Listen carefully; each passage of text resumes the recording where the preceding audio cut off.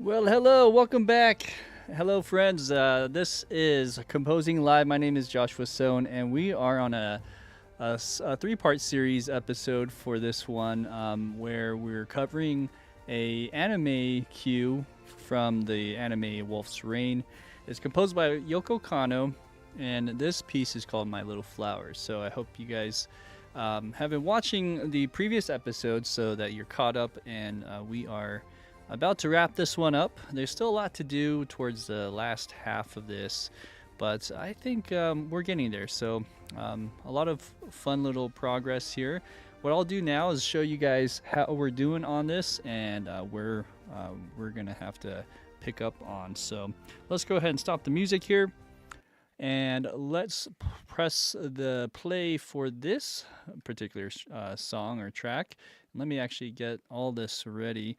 I like getting these MIDI events all in line. Sometimes when I go into here and they're not all in the same length, it gets all wonky. So here we go.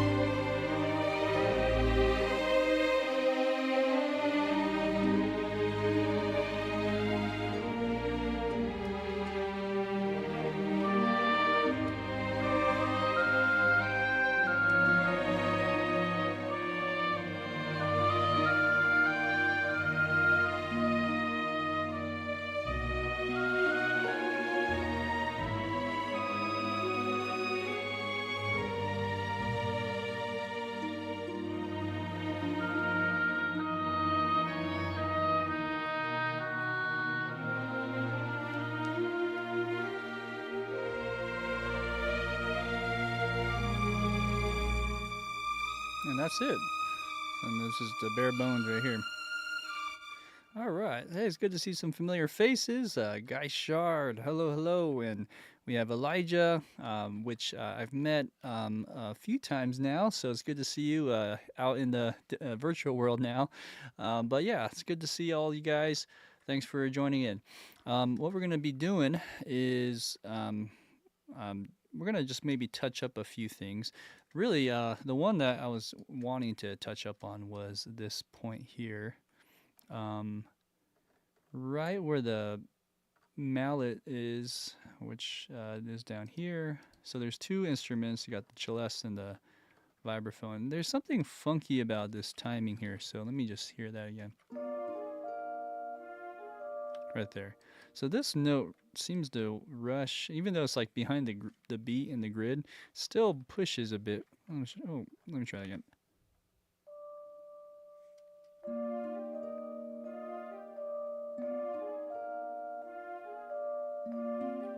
Good.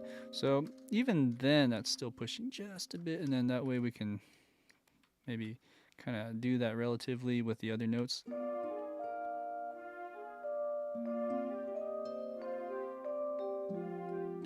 But then, it's kind of a tricky balance because some of these other instruments are also maybe pushing ahead a little bit, so then they don't jive together a little bit. So, oops, every time I do that, it jumps back.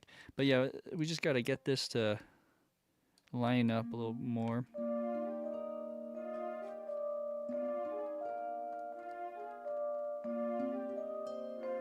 That's better. Okay, we got it. And I think, for the most part, there's some mixing things that we might want to touch up on towards the end overall. It's a bit bright sounding just overall in the mix, so that's more of like a mastering thing. And I mean, in terms of other instruments, there might be some notes missing in, let's say, like the horns and the woodwinds in this middle section here. Let's just have a listen real quick.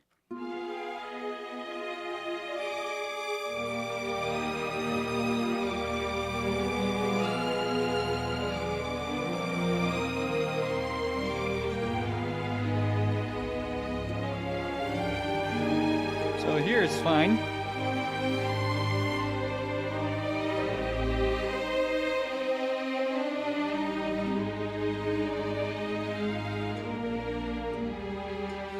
Around here.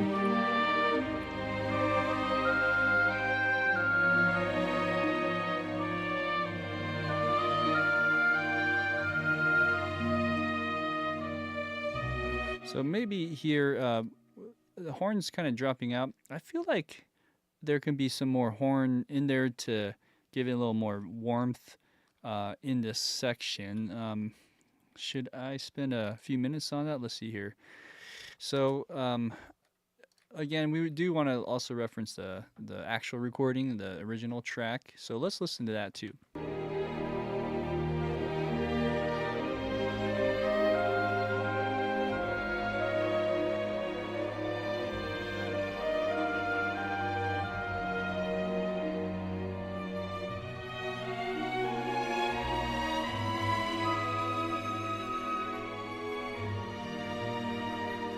So hard, but I don't really hear horn here up until maybe here.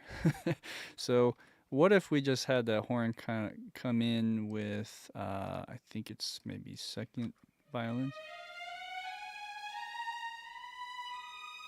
or is it in first violins? There's like some voice crossing here. Okay, so that's probably what I'm hearing with the horns. Let's see. So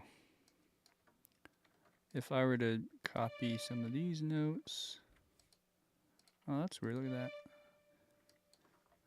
that. Let's go active part only. I think that's the note I'm hearing. That's doubling, but let's see.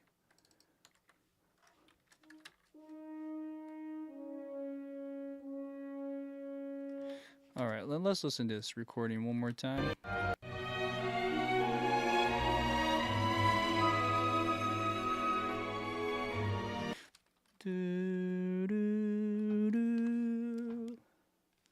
Want to make sure my headphones are not flipped. Okay.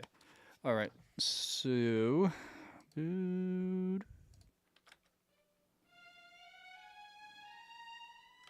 where is that?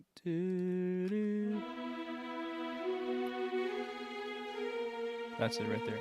So maybe we double that. I actually got that wrong. It's the viola. So maybe we start there and just pick up all these notes and put that in the horn as well. Okay, and then I'll start with the horn solo.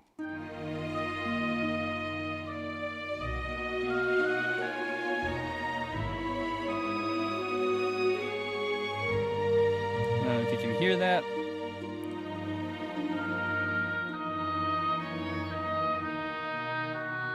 Okay, see that again? I'll solo that.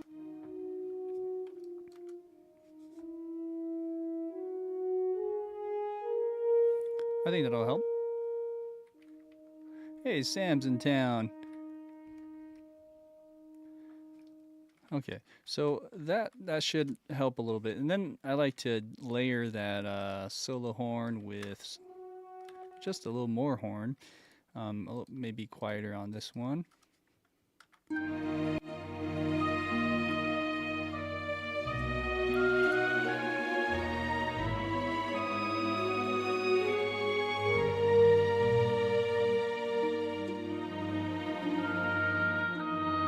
Okay, and then this part needs just to be brought up. I mean, it needs to sound a little more dramatic here. Or just warmer. Let's listen to the horn.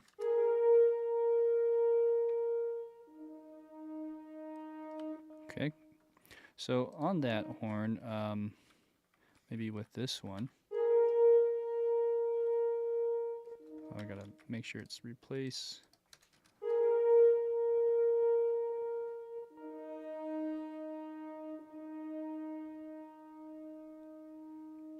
Okay, and then we do that with maybe the viola. Let's bring that up as well.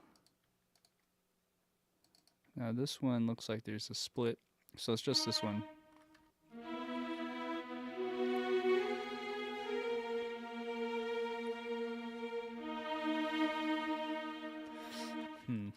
Almost sounds like cello needs to do that. Let's see.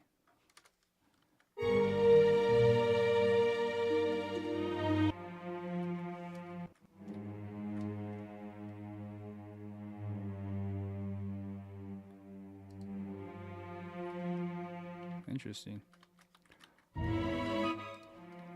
What if we split this? Let me just see with the viola. Oops. Here we go.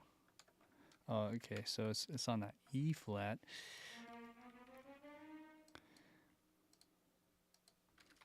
I'm just curious how this would sound.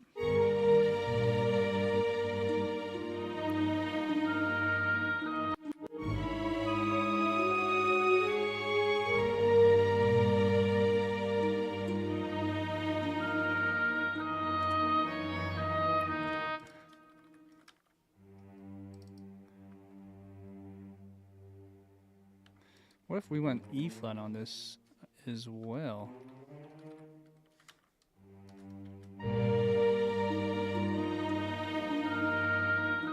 Okay, it's getting warmer. Let's bring that up.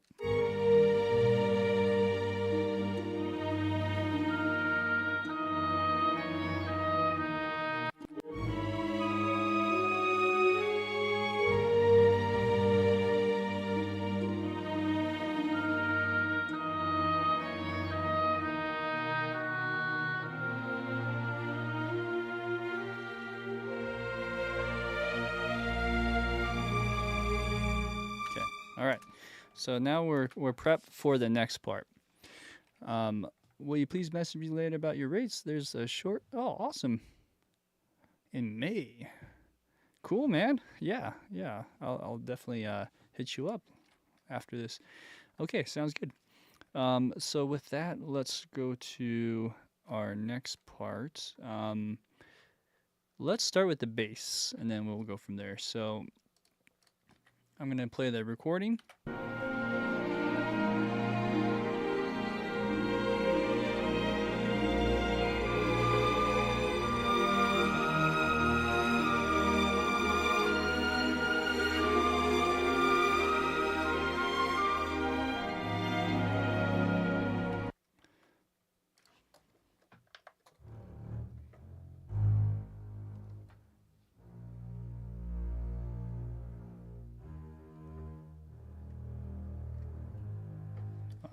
One more time.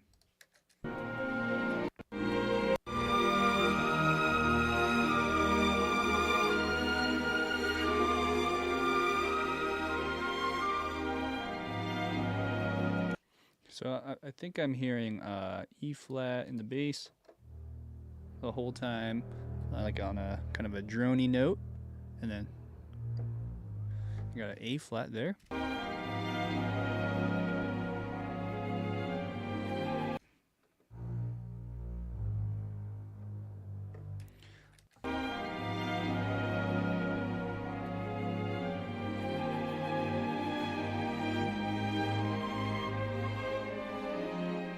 And then it drops out right there.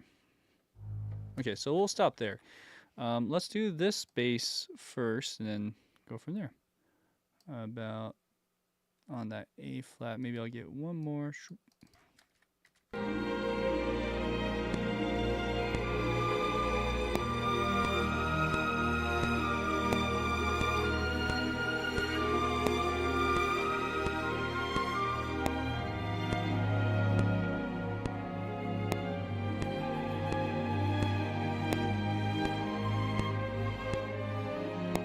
Now it sounds amazing because I'm playing with the recording.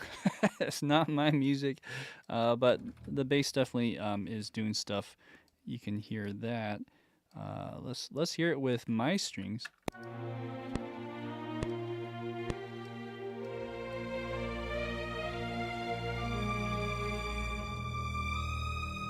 you hear that E flat. Okay, and I'm going to just adjust this a little bit. Let's see. Might be a little loud.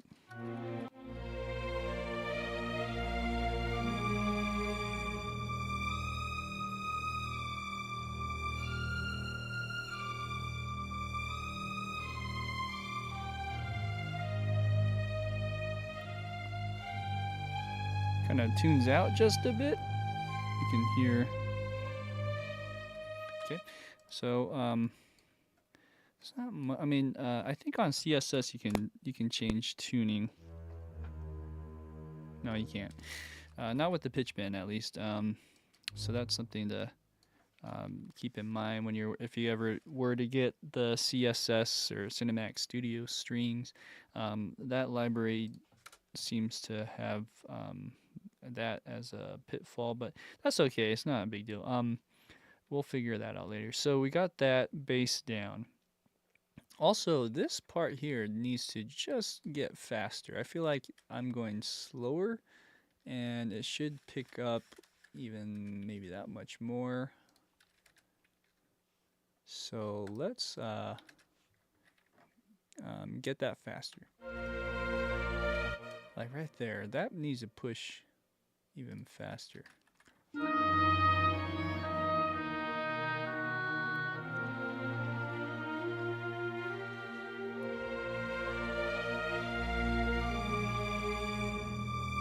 Cool.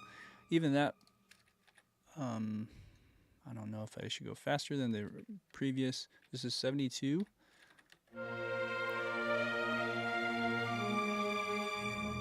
Good. Okay. And let's just double check. Am I missing anything else in terms of the little previous build up? So I'm missing harp. I just realized.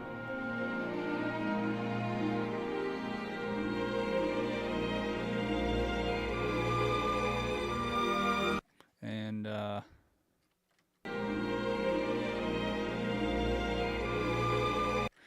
I feel like there's a re-attack here as well. Let me just get that.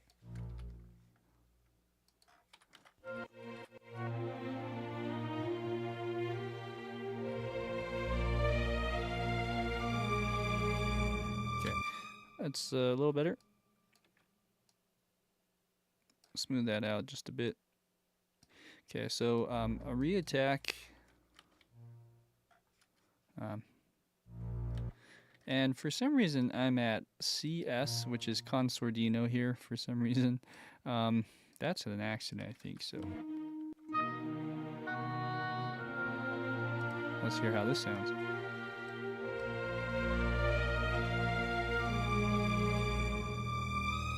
Good, okay. That sounds better. All right, so there's harp. Missing that. How did I miss that? There's my fun little harp. So, if this is a B flat chord above, you can see we're gonna be just do a major glissando, and let's put the B flat in. This is the pedal for the B flat, right there. I mean, and then let's set up this volume. Okay. All right, so let's listen to the recording and see what the heck the harp's doing.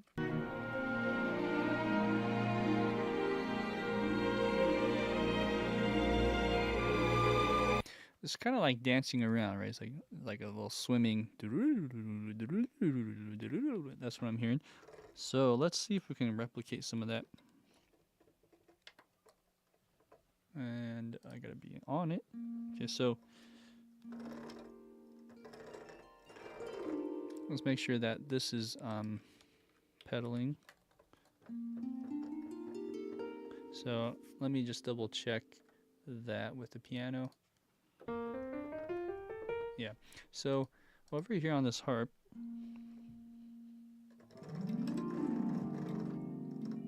maybe on the F.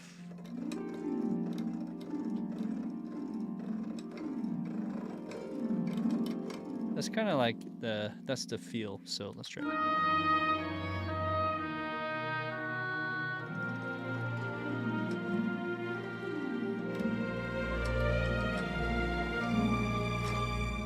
Okay, and that's what I put down. So as you can see, that's let's see if how that sounds.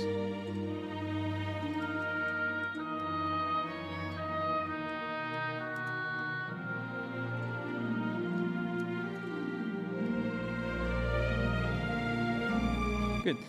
Yeah, I like how it pokes through a little bit. Maybe some of those notes are a little bit louder, so we can just bring some of that down. And then this overall can go down too.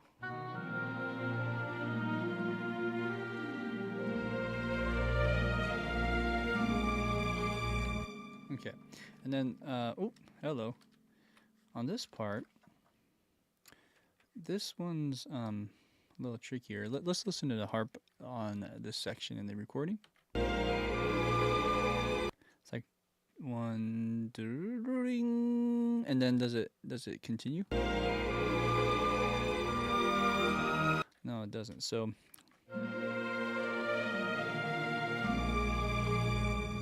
it's really close on this part when we double up here, going ascending. Let's see if I can. Well, it's kind of like on the third there, huh? So if it's on the third, and let's go back.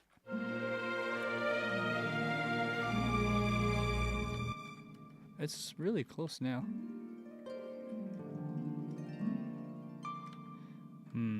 That's a bit high, huh?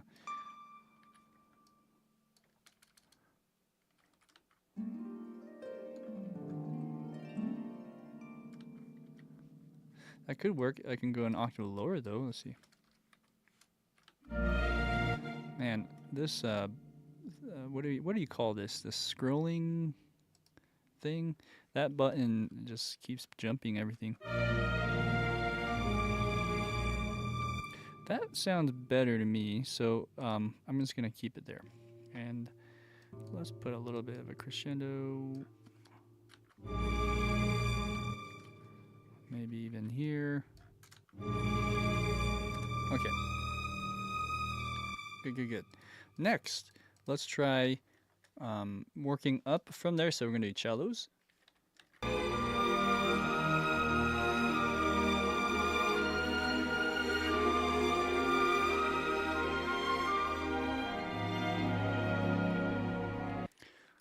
Okay, so I'm going to turn on a cello and play along with it. Oh.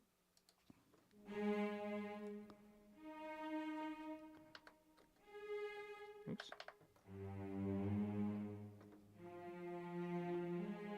All right, let's listen.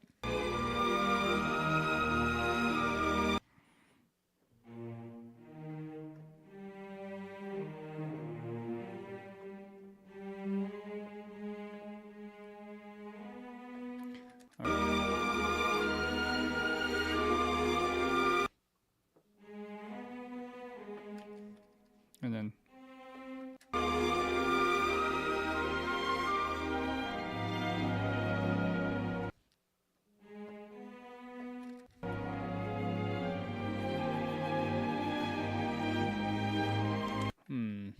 so I'll play it back. I'm hearing, what's the first note right here? This is a G, A flat.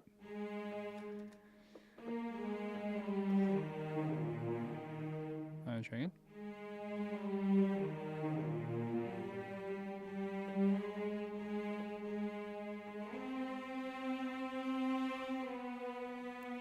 And then I'm not sure. I'll play along with it.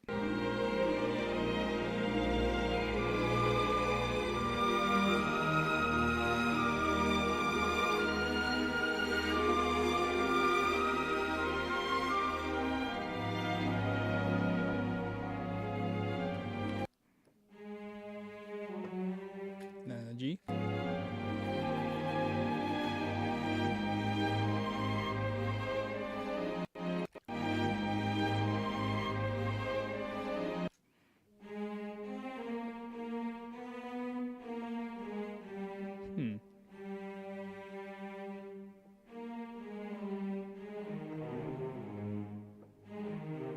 something like that.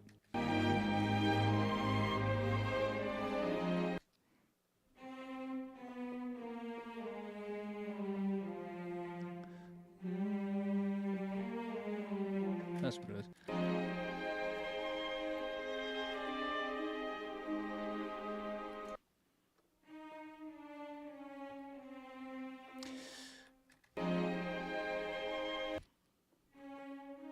That could be viola.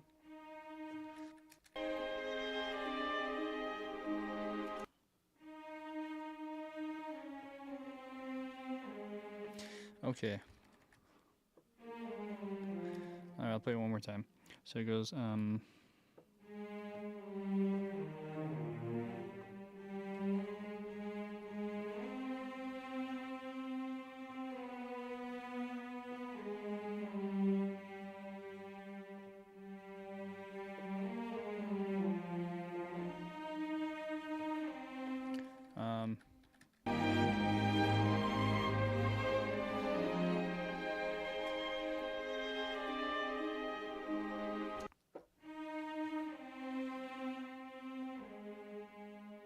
okay, let's try it.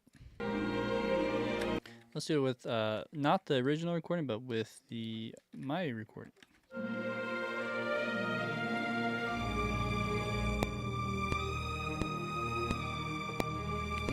Try again.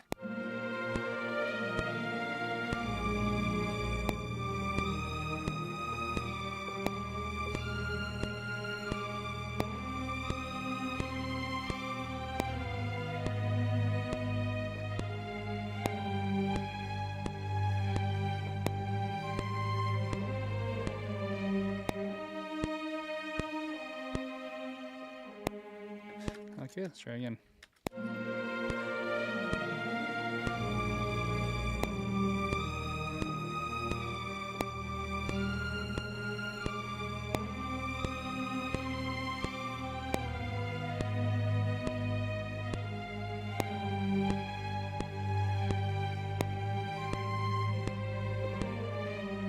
Oh yeah, I forgot about that run.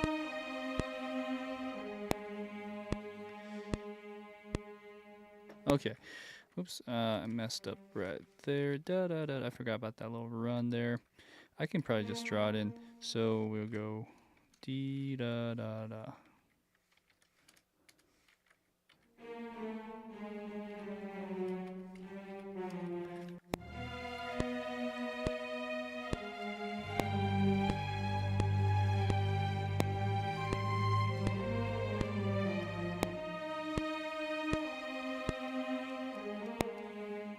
Sorry.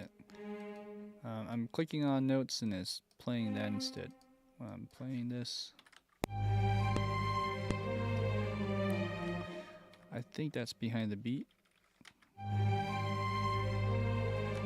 Needs to hit with that string.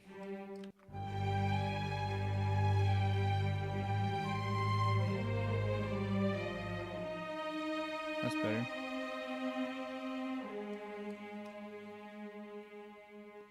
Okay.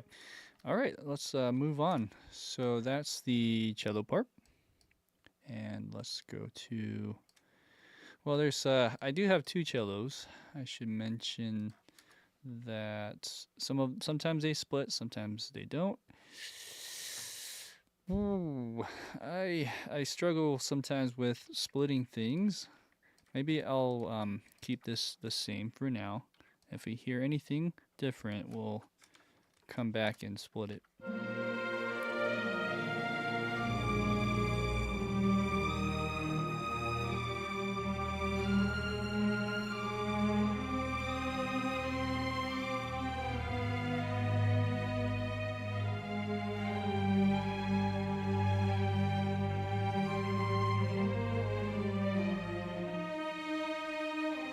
Good. It might be just a little loud, but let's make sure we put everything else in first and see how it sounds. Okay, here's the recording.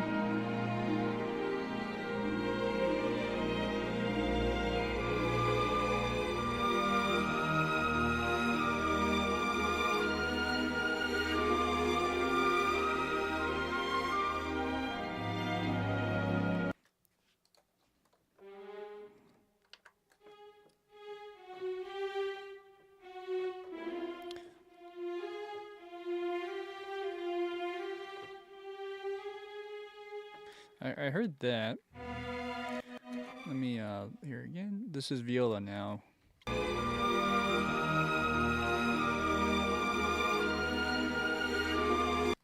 Oh man.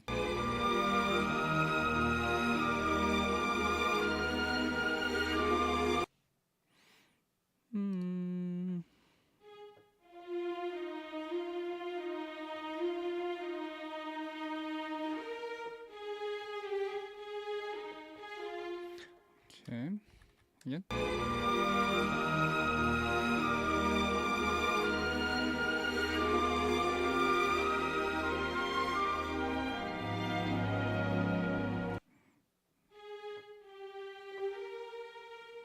So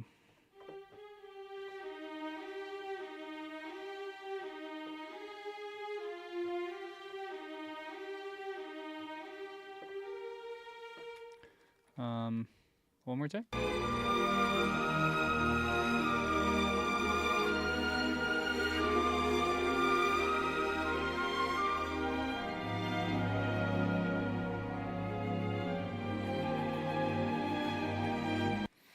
Yeah, I got your note there, Guy. Wish there was a way to make the scrolling bar disappear at times. Yeah. Oh man. If you're talking about the thing I'm talking about, this thing, man, that thing gets so jumpy. Sorry about that. I'll try my best to not get it so jumpy when I can. All right, so moving to this part, I gotta hear where it continues.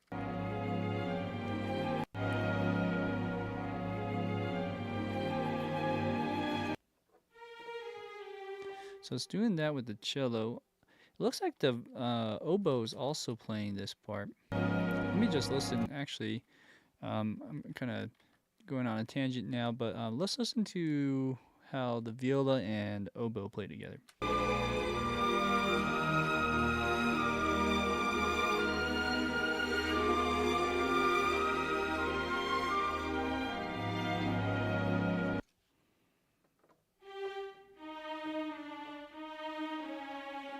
Man, that sounds like a cello part to me.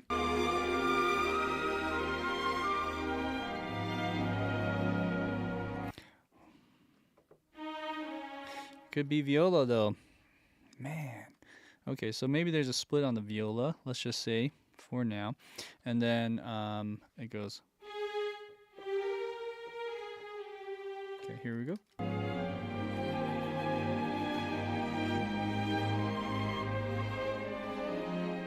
Ooh. It's hard to hear.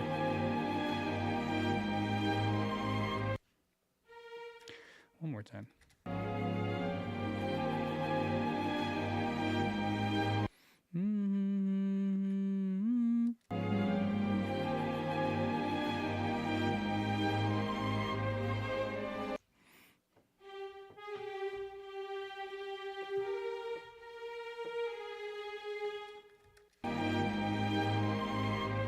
Oh. Where?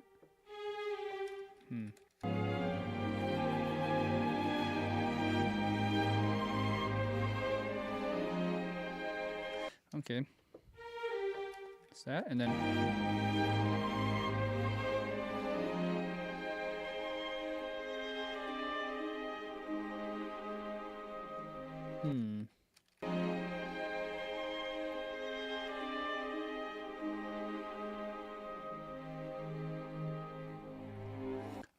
On the cello part, it keeps going. I actually cut it off a little early on this descending line, but anyways, I'll come back to that.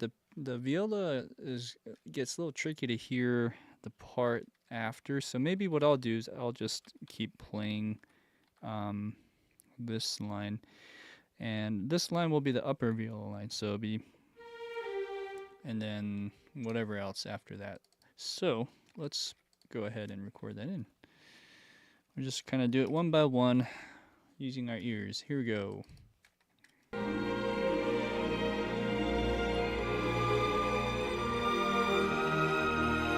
Oops, actually it's too high.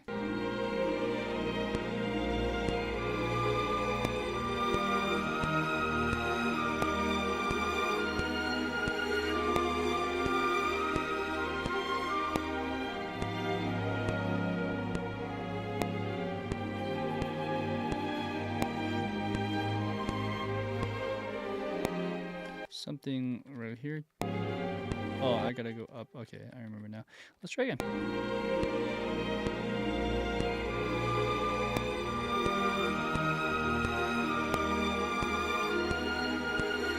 You know what? Let me turn off the recording. That's gonna throw me off.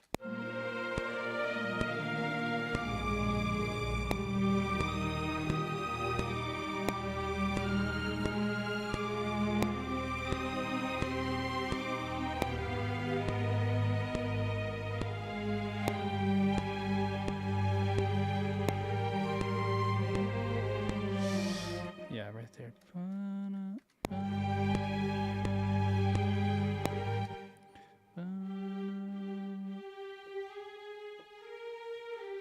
Right.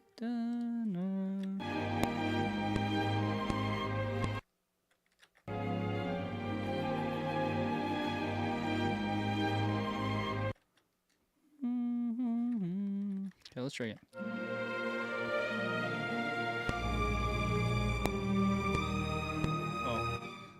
It didn't record for some reason. Let's try again. Oop. I see. Well, there goes the scroll bar again, sorry.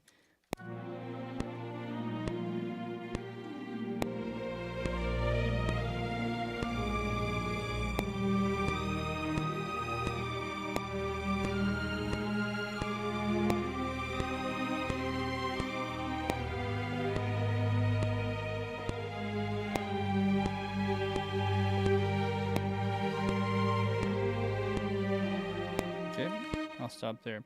Also, this jumped a little bit and it got loud for some out of nowhere, so that should be okay. I think we can let that be. So that's what I heard. Now there's a split in the second part of the viola that goes down. I'm gonna just treat this one as the other split, and here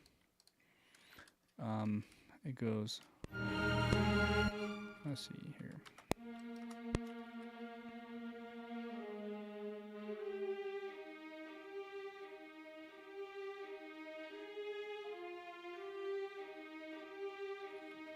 There's a little bit rushed there, as you can hear, but bum, bum, bum, bum, bum. Something like that. Let's listen now.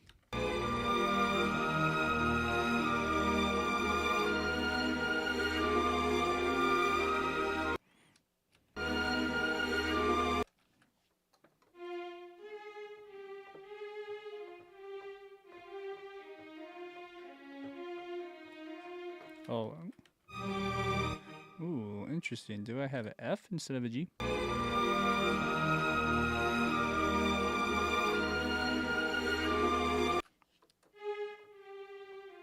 Oh, okay, wrong notes. So let's fix that on both ends. D, I thought it was F or G instead, but I got that wrong. It's actually G.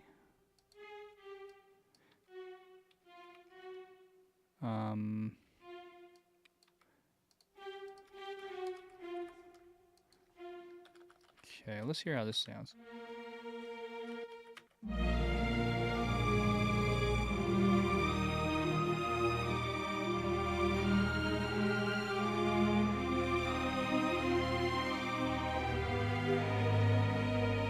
Ah, that's so pretty. Okay, so let's listen for the split here.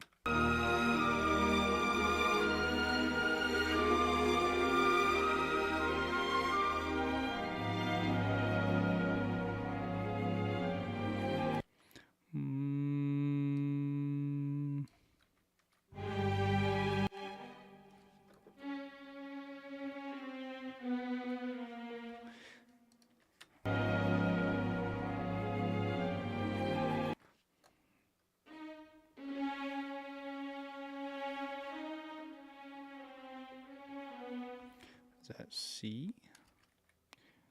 What is that?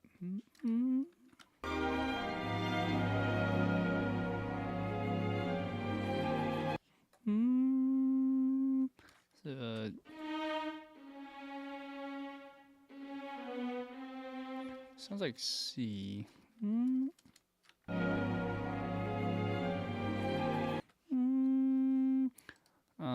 A C and an E flat chord would just be like a sixth of that, huh? Okay, so let's bring that down, and let's keep listening.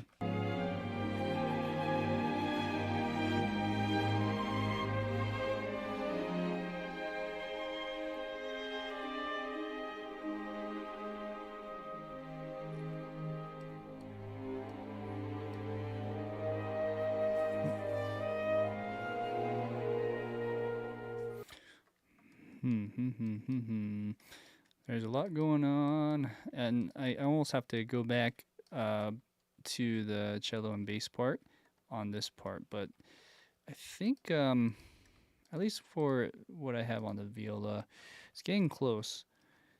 Let's see.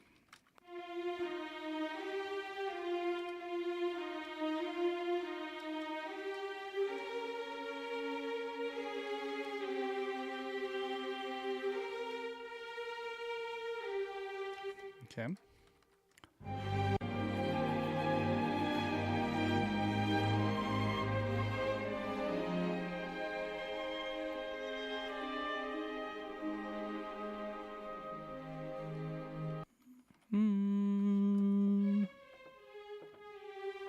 So, I want to say there's a G lingering with the violas here. And if we were to keep them in unison, maybe it could work. Okay, so listen again.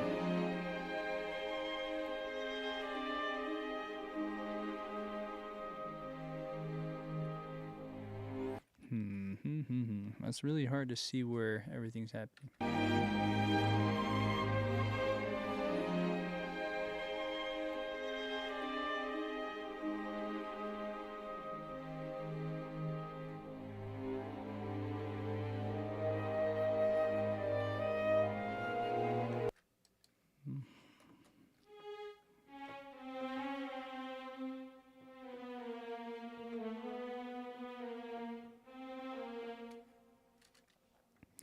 All right.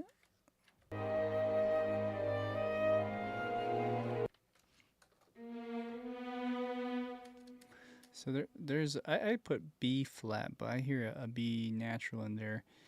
Boom, boom. Okay, so this would probably be more like, I'm assuming this chord here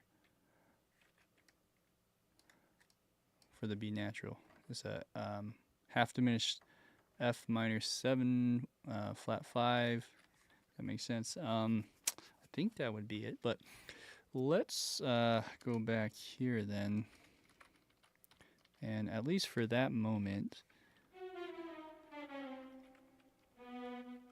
we have that. But going backwards, it's like playing detective here. I think I'm going to turn this guy off here. I have to get in a habit of not doing that.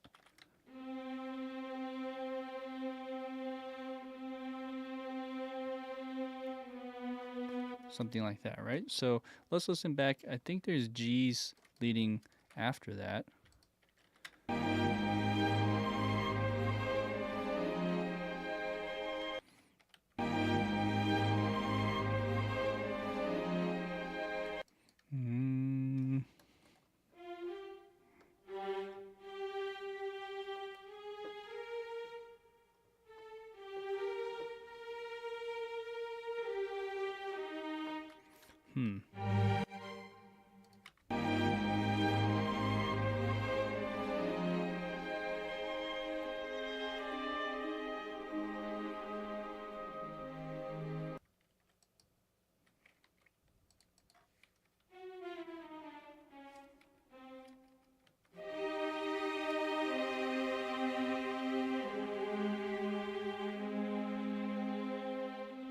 And then let's do that for now. We can come back. That's a tricky part because all these like cascading strings are kind of exchanging around here. But I think we can go to the cello now and just see how this all plays.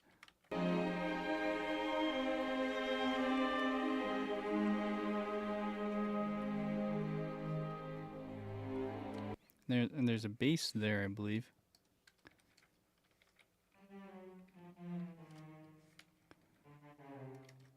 Right there. There's your C. Okay,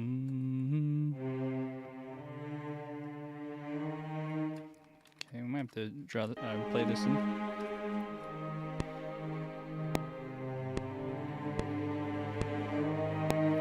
Right, something like that. And then what's the last note on that?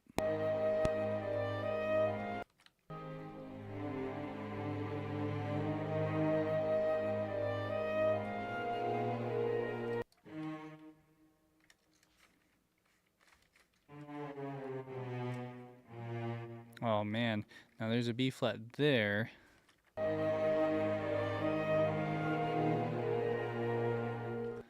Wow, but I swear I hear a B natural in there too.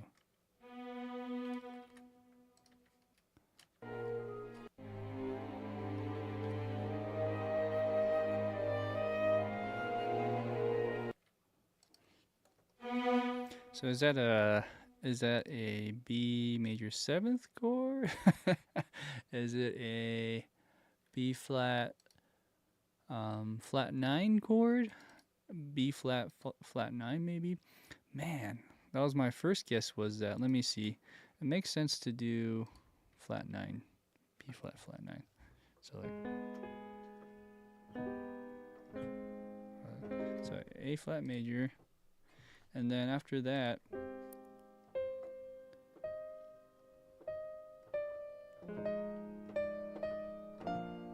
but it's like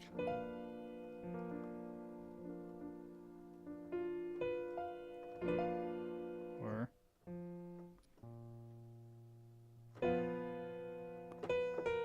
yeah.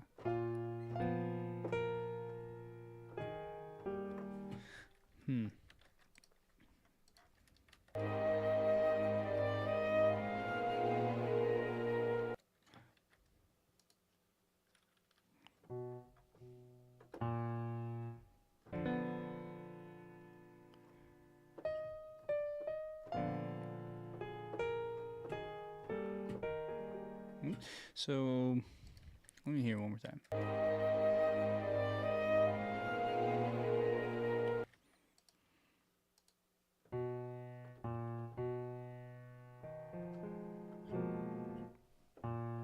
But I hear a B flat in the bass.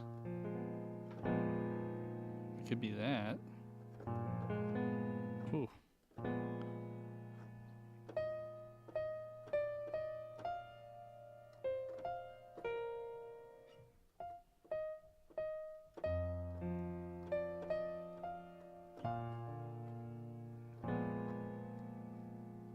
Right? If my hands were big enough. All right. I think that's it.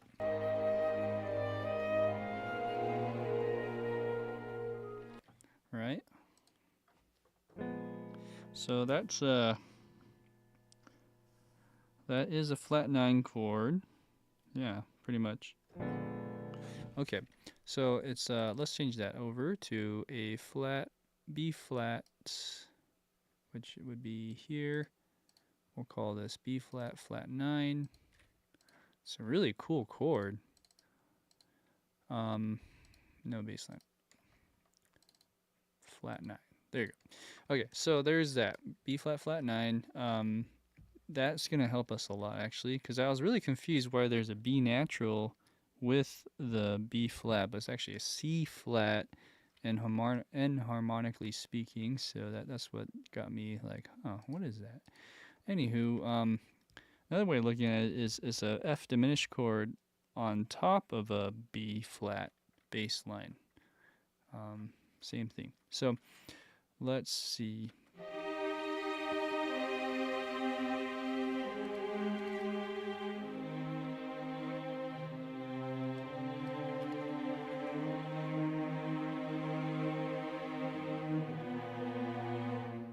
And then it should be actually here, not on the 4th beat, but actually the 3rd beat. That'll give it a little more breath to have that chord come in. And let's put that in like so. Okay, so then what I had here, I'm just a beat off. Let's put this over here like so.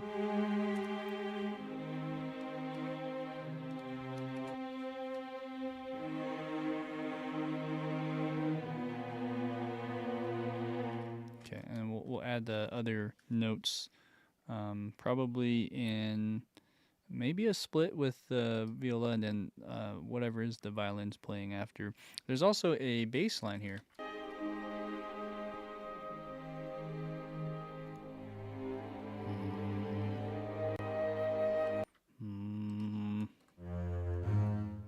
So A flat. So maybe we'll play it in. Here you go.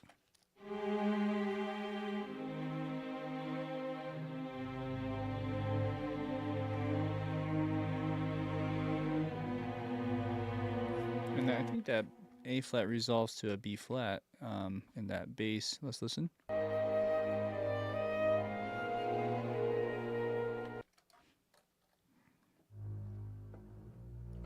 Okay, all right, let's try it.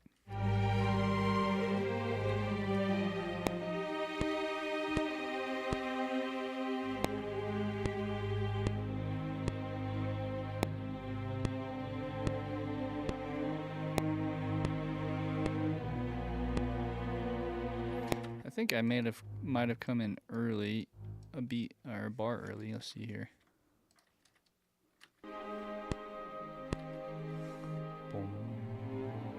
There you go. Yeah, it's a bit strong too. So let's come in a little quieter.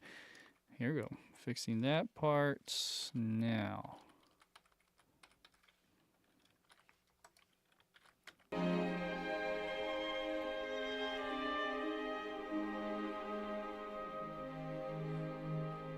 I'm playing with the recording, I just realized.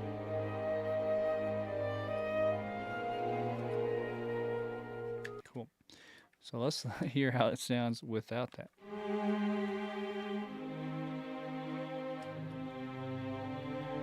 Maybe a little bit more.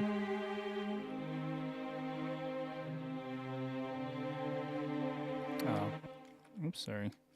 I have to click into it and for that to record over.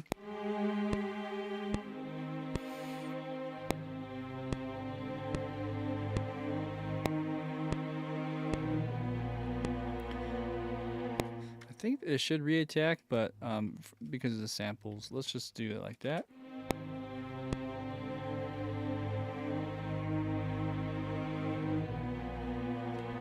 Okay. A little bit ahead of the beat.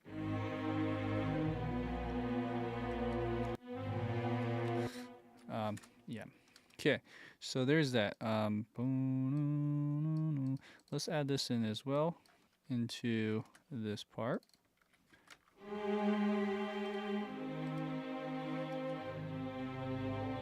Okay. All right, and then this, I already have this kind of recorded, but let's just redo that.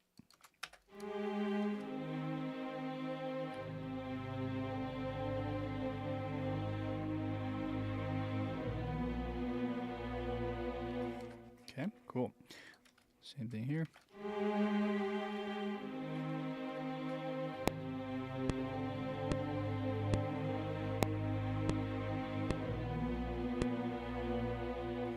Okay. All right, so there's a lot going on in the woodwinds that actually play over all of this. This is just more supporting. Let's listen to the next parts. So you got, already we know oboe is taking over here. I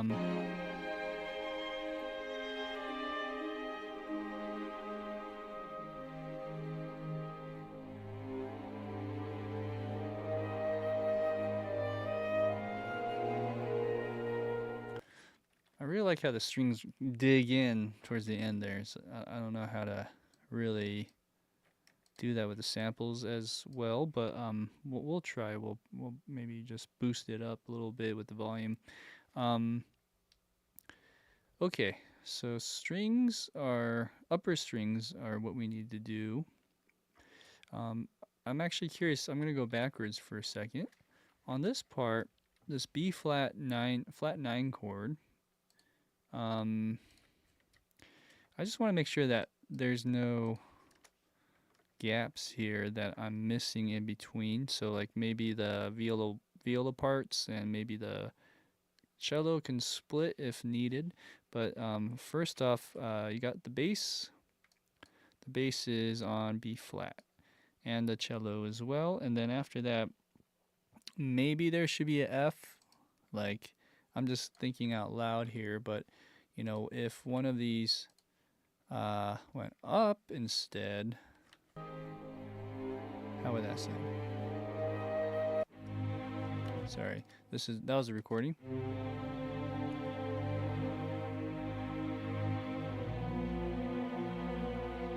So I don't know if there's an F in there. So would it be safe to just say B flat here, B natural in one of the violas, and then the other viola go up to, let's say, a D, like a third? Or even go backwards and do a G or A flat. Right, like, is there an A flat in there? Let's see.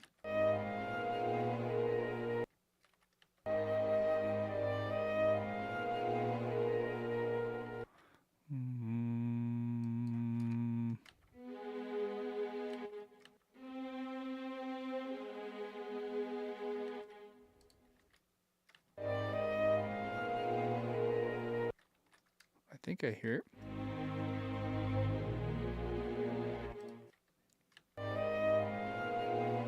It's in there.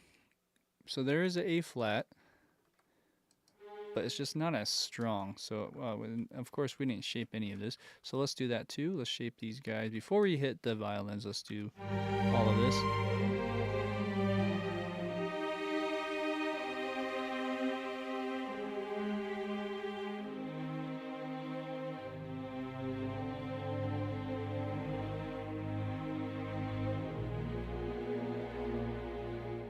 Right? Okay. Now this one was kind of flat the whole time. We can shape this too.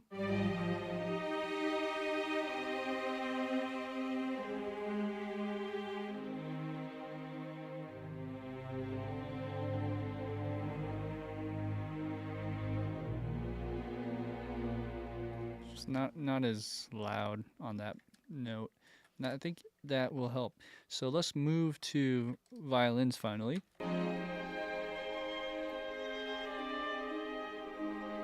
There's also harp, just keep in mind.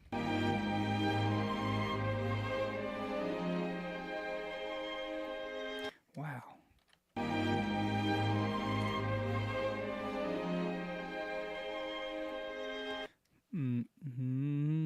Does it drop out?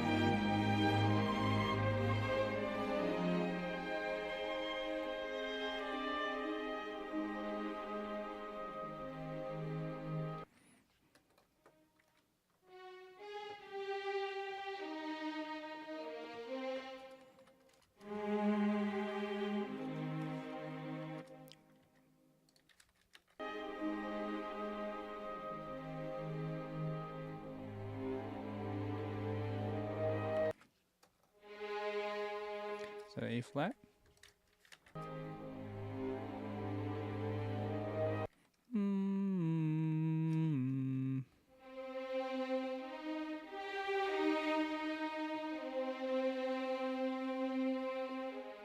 I think there's one more note.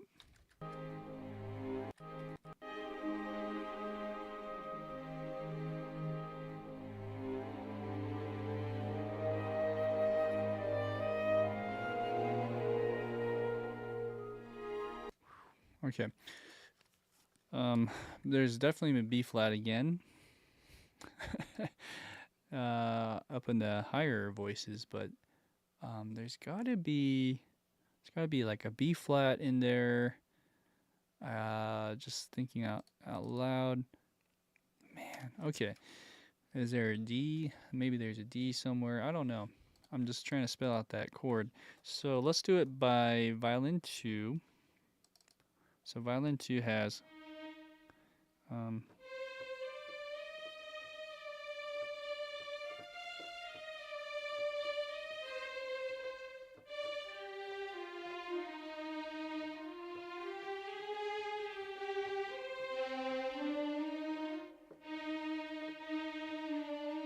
Okay, so right here.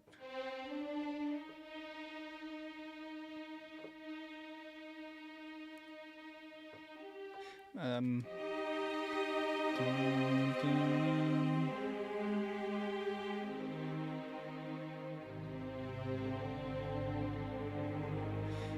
Okay, so that's where we're gonna go.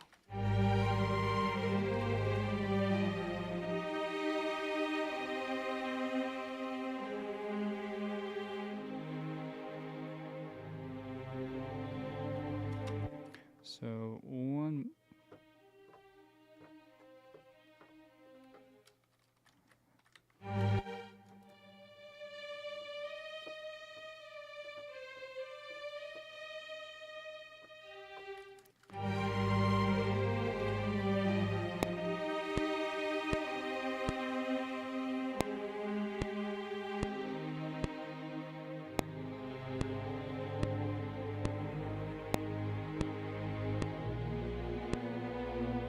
So that, I'm a little hesitant to go. Maybe this one stays on G sharp or A flat.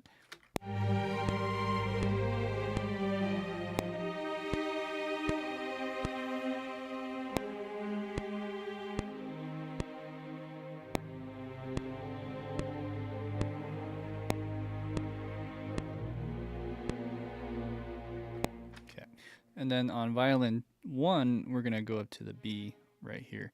Okay, so let's do that. That's fine, and even this could probably split.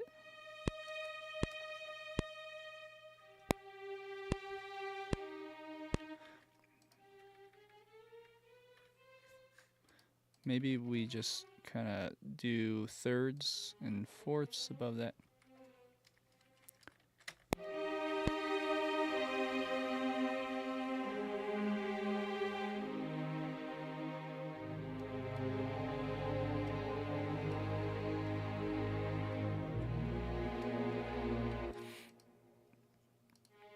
And then this would go to the B. I'm just thinking out loud how if this gives us more options in a sense, to do something like this instead. Because let's see, are the violin ones on the same octave? It is. Okay. So I'm just thinking out loud if we were to spread this out somehow even more. So like for instance,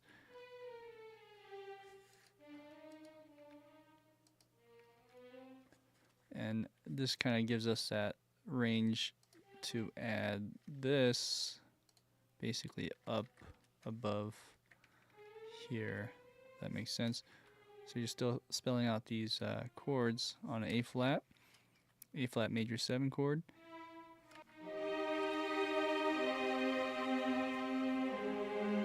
Right. Although I think I'm on the wrong instrument. My bad. Let's go to violin 1. There you go. That's it. So this is violin 1, and then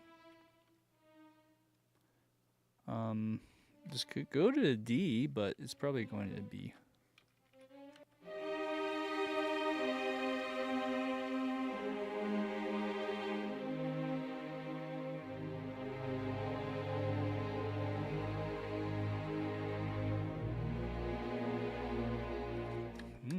Let's see here. Let's hear if there's a D in there. Oops, let's see. So we're hearing for that note in the recording.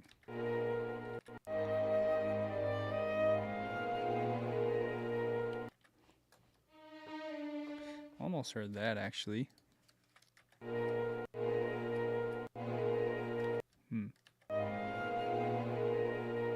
Yeah, I'm hearing dee-da.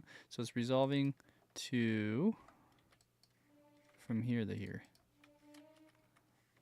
Okay, cool. Then, since we have that going, let's push this over down to there. And on this one, let's see.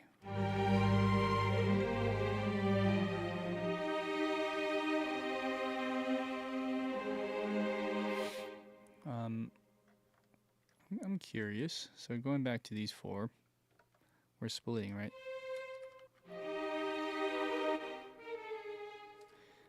Since it's A flat major 7, maybe one of these split down, just for fun. Yeah, that sounds nice. I'm not sure if that's right, but I kind of like it. So maybe we just keep it.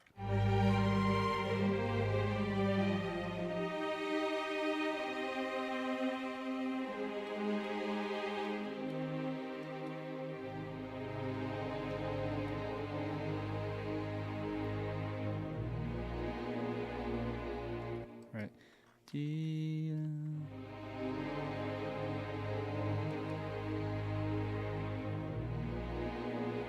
Maybe go a little bit behind the beat on that one.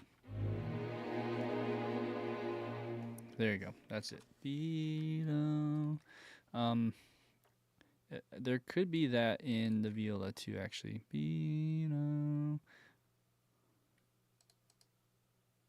Interesting.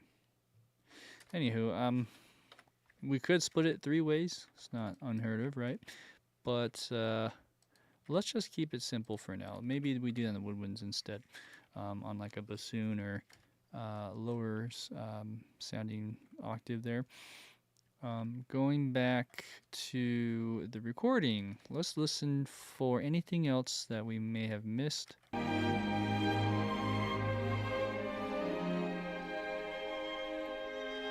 Okay, so let's just double check this chord here. I feel like I'm missing a note in that register. Hello. There it is. So over on this part,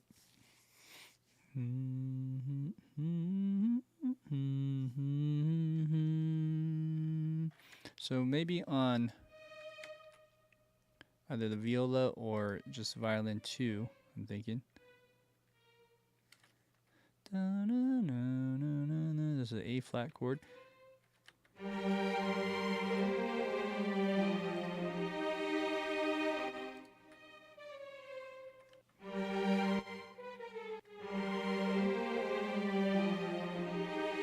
There you go. Needs that A flat. Okay, let's see.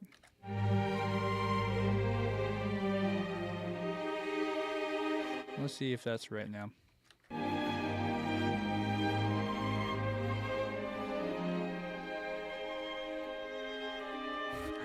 I don't know.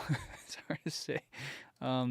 If it's in there, we don't mix it that loud.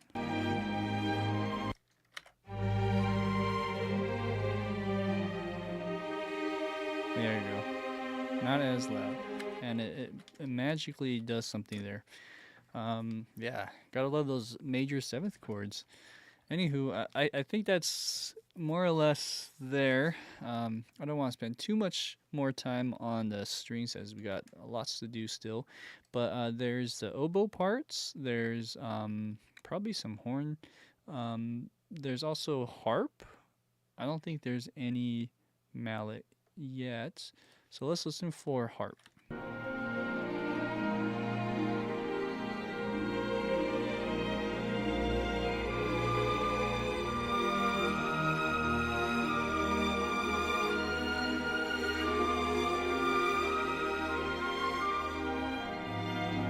It's really hard to hear anything that's harp because the strings are just so dominant here. I'm going to hear it one more time.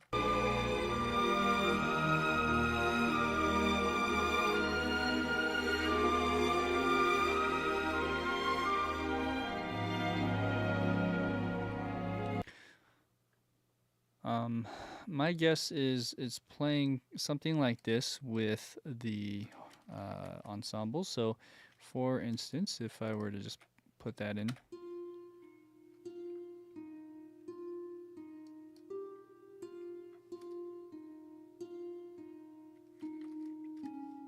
right? And maybe we put this more in time compared to the other ones.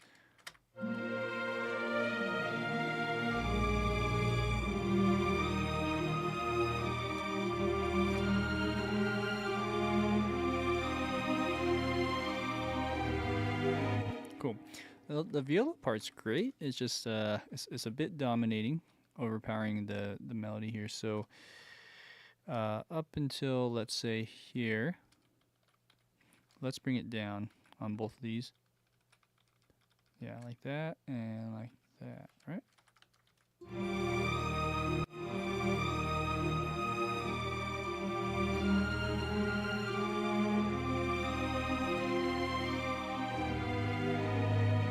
Good. And also, it's a bit ahead of the beat, so let's do that as well.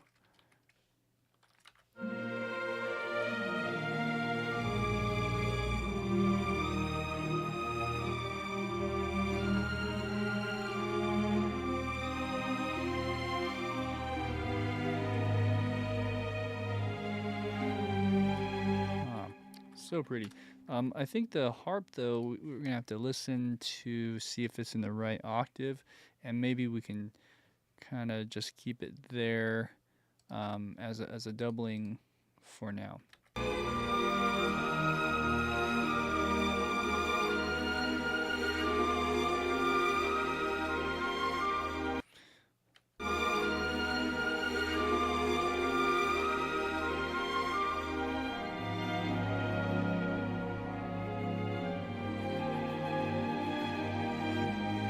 So the harp is more active on the second half. So I'm gonna maybe change all this.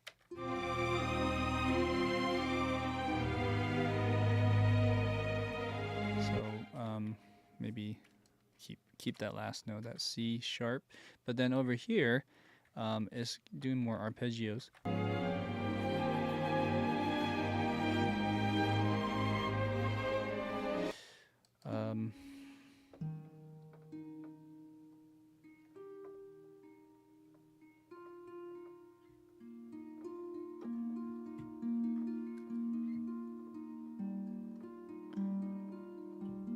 Something in that range. Let's see.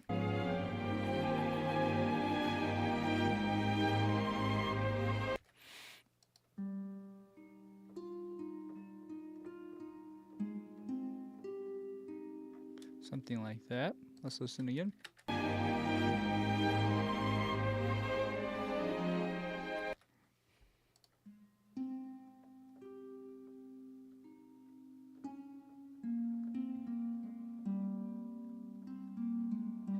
I think it might double with that cello. So going back here.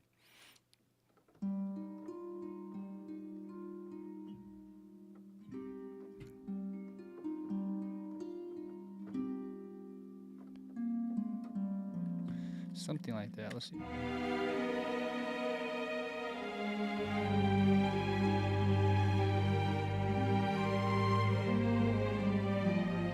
Right. It's not in time, but it doesn't have to be perfect here. Let's just, here we go.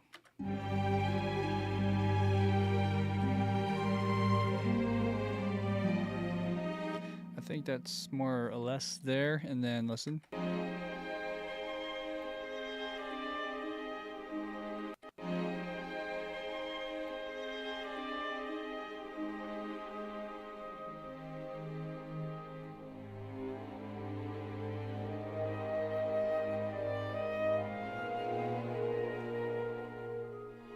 Okay, and no harp after that. So it's I mean, there is the oboe doubling.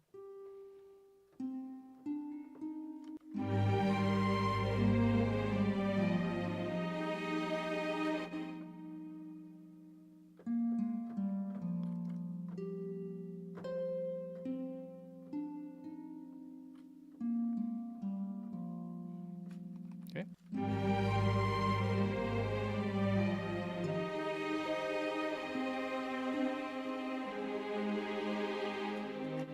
Oh, let me try again.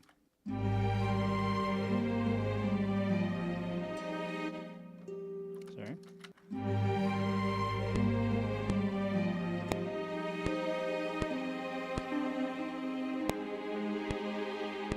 That's it. And okay, so there's that little doubling. That's with the oboe. Okay, so that's my guess on the harp there. Let's go to some woodwinds. Woodwinds take over about here. And let me get the oboe going.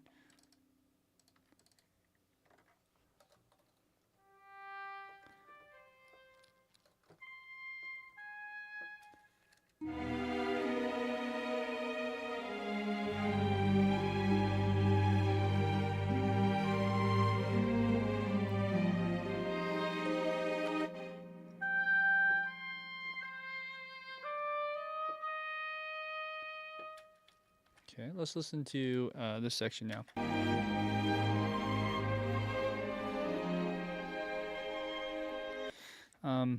Also, there's flute doubling with strings, I realize.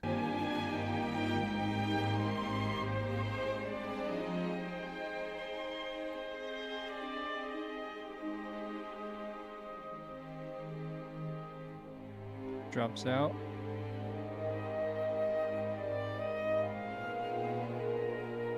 And that's flute.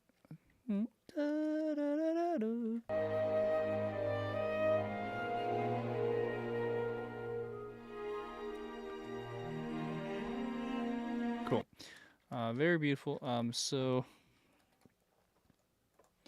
there's a couple things we'll do with that. So we got oboe playing this melody. I'll go back and do the flute pass as well.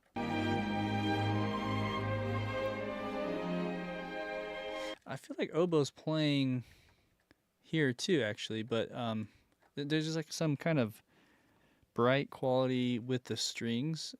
That woodwind really adds like a buzz to the strings there. So I think oboe's playing there too, all the way through there. So maybe I just play along with everything, and then when this happens, let's see here.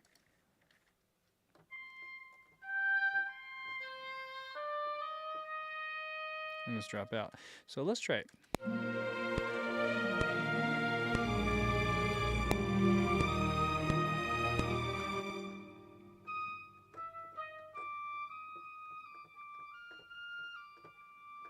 Should I go that high?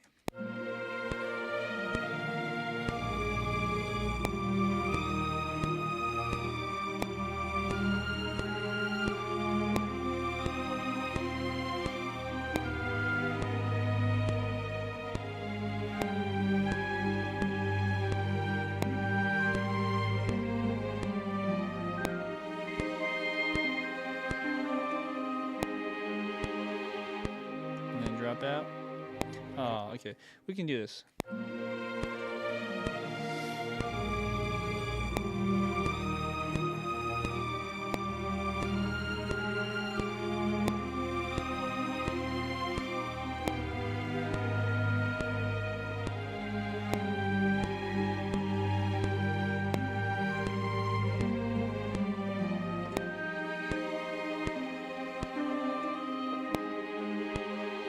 Maybe a little louder there.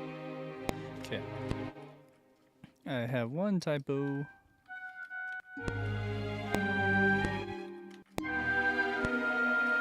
Ooh, now it's all loud. Hopefully that works out. Maybe we do the expression one. Well, let's do this. Let's go.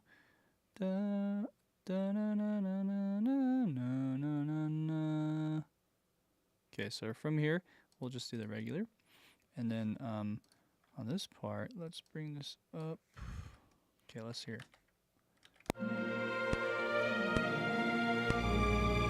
Okay, cool. Now, as this plays,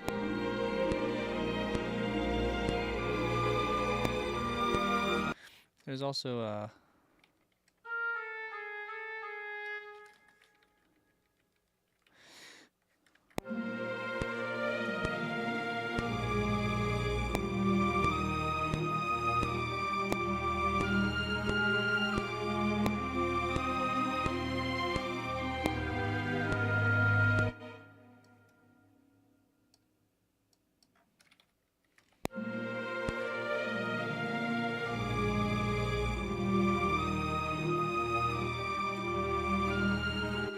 Now, am I too high? No, it's up there. It's just a bit loud.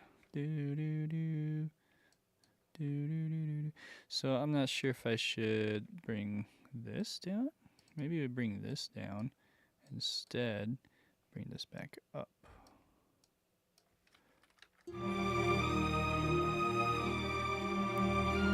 There you go.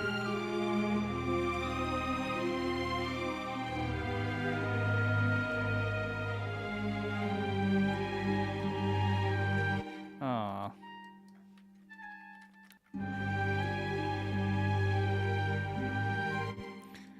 I hate when you hit a wrong note and you're like, oh.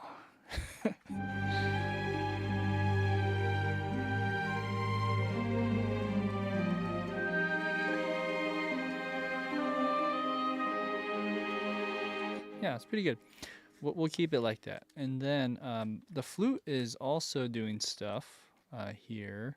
And I like playing this part. Actually, I already have solo here, flute solo, but I feel like it could maybe use another one. See,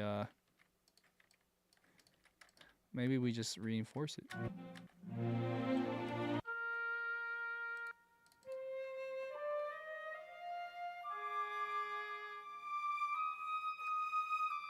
Bring it down just a bit.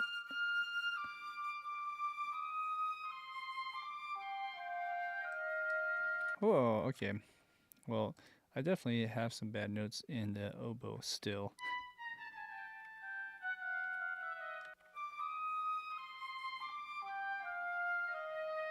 Huh. There you go.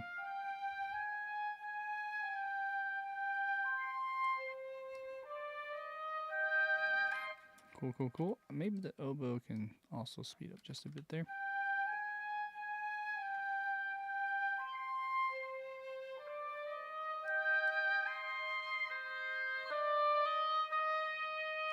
And right here, we drop down.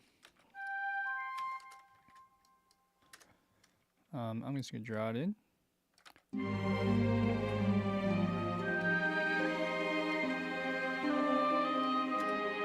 Alright. Now, on this part, flute plays something. Here's the recording.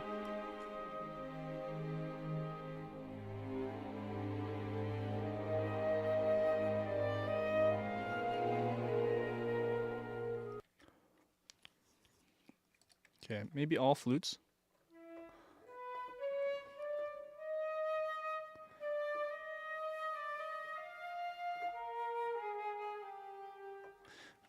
Let's listen to that pickup note.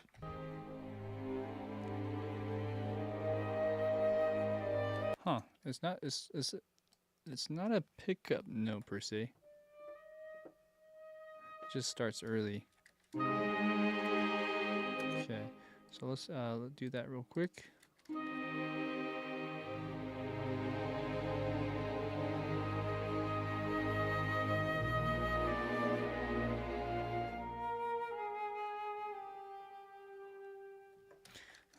Let's try again with the metronome.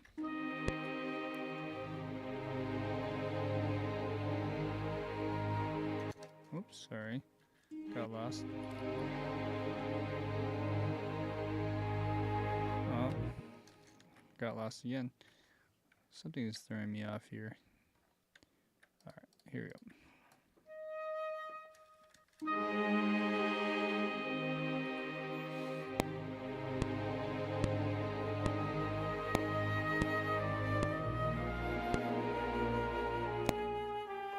Alright, so I was half a beat off.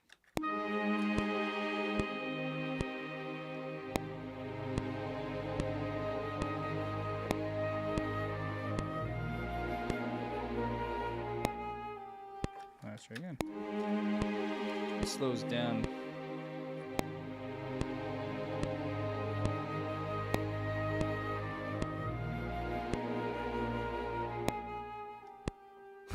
And it's much slower on that part. Okay. This one's a little funky. There's a big tempo change there. Feels unnatural.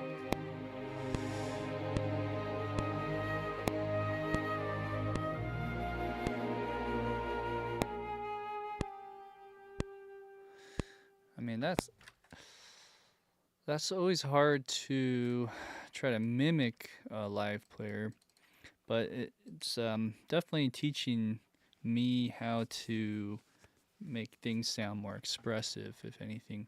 So, and you got to train your ears like that. Just play along with really good recordings. I mean, that's what my jazz teachers would always say, right? Like if you're transcribing a solo, you want to listen to all the jazz players and solo along with them, transcribe their solos and their licks.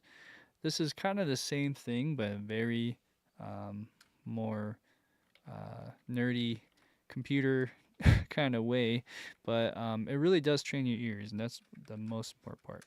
So I highly encourage you guys to do this too, any chance you get, and if you have time. Of course, this does take a while, right? So, pick your battles, choose your poison. Okay, so there's that. There's what else? There's probably some clarinet in there somewhere, and I'm gonna assume horn. Maybe bassoon too.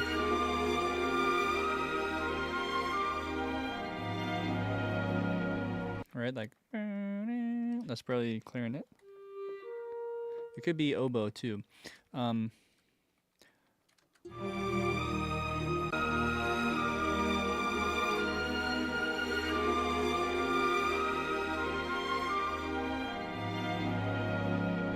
It almost sounds like you can just take one of these oboe parts and put it into the clarinet. It's probably this one.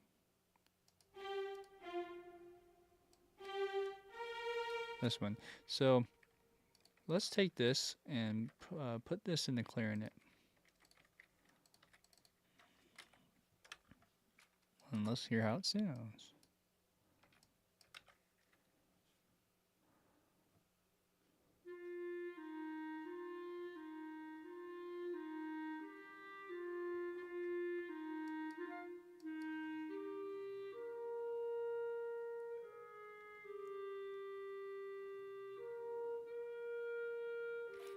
Almost sounds like that is oboe, actually. So I'm kind of reevaluating what the oboe is playing here. What if we so up until here, actually. Shoot. I'm kind of reevaluating something, but what if we put this let's move this over here and just start over. So what if we put this over here, take all these notes, and try it in the clarinet for a second.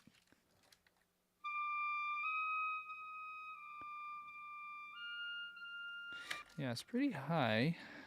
It's doable. That's the highest note. I'm just curious if this part that I just copy and pasted from the viola should be played in, let's see here. There's English horn. I'm not sure if I was supposed to. Oh, they're different. I think this is clarinet, actually. I'm getting all mixed up here. Anyways, this note, up until here at least, maybe here, could be the oboe. So I'm just kind of curious to put this in.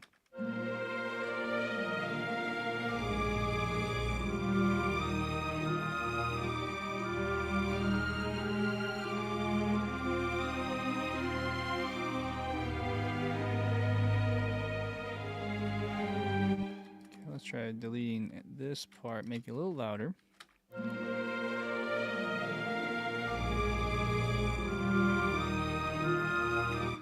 Okay, a little bit quiet, or maybe I'll re-record this. How about that?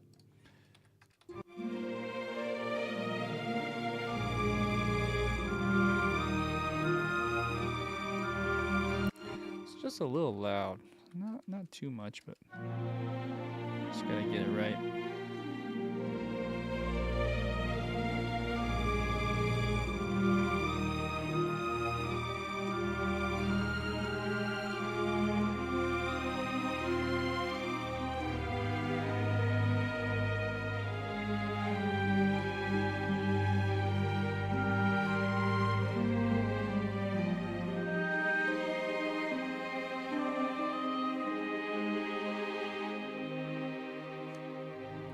Something like that, if that makes sense. So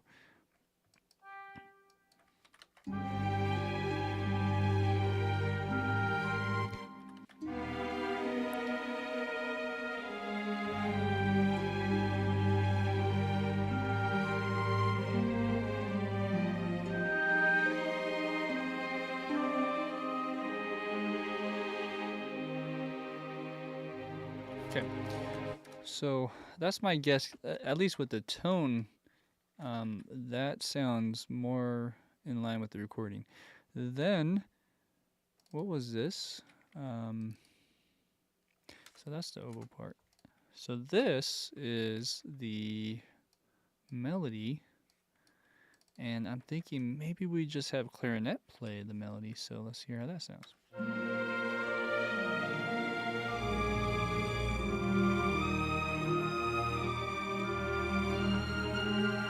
Good. All right, good. I think that could work. Let's solo it, and for this, maybe let's make sure we're more in time with some of these notes. Why not just do a quick soft quantize? Okay, let's try that soloed.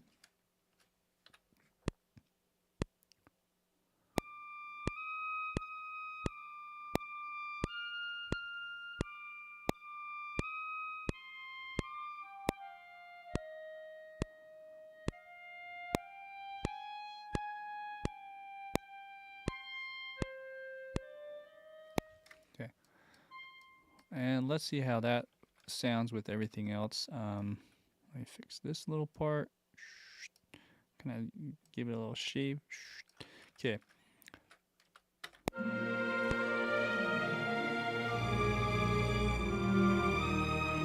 Good. I think we could also add this in, which is what the flute and violin are playing anyways. So then we just do that.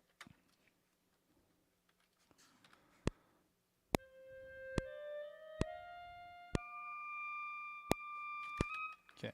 All right, let's listen to everything else.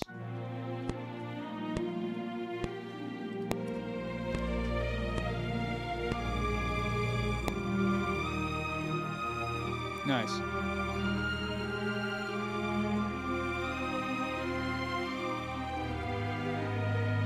Put this up.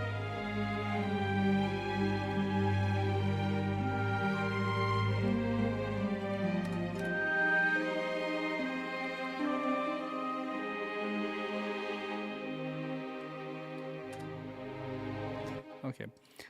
There's one other thing I wanted to experiment with, and that is with the Portamento.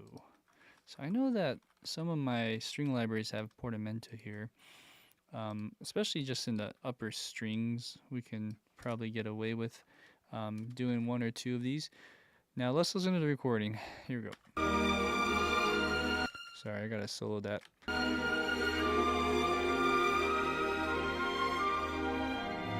So it's actually over here.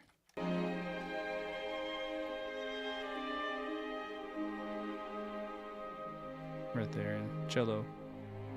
Interesting. It's more in the cello.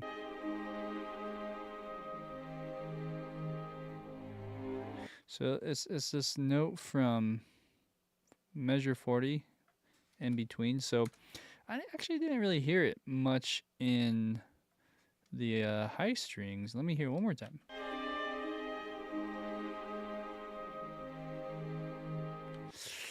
Oh, okay. I thought it was in the higher strings. My bad. Let's go to the cello.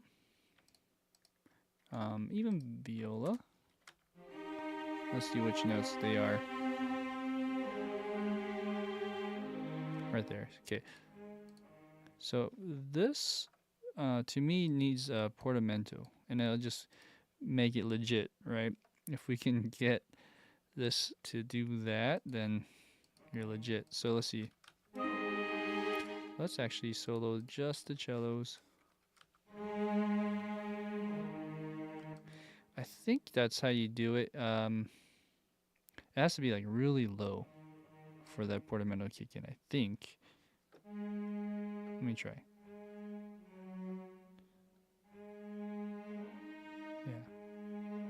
Yeah, it has to be really low velocity for that to kick in. So let's try again. And I'm not sure with how Pacific does it, but they have something similar. You can kind of hear it. You can really hear it when it's soloed. But I'm not sure about this one. Do you go opposite? No. I forget how to do portamento. I think...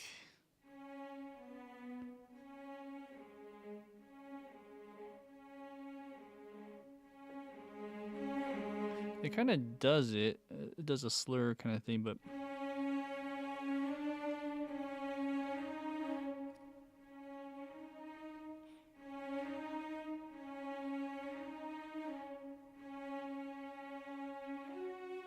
I'm just trying to play really quiet, but it's hard. Let me get my thing up here, and let's look at the Pacific Ensemble Strings library for the cello.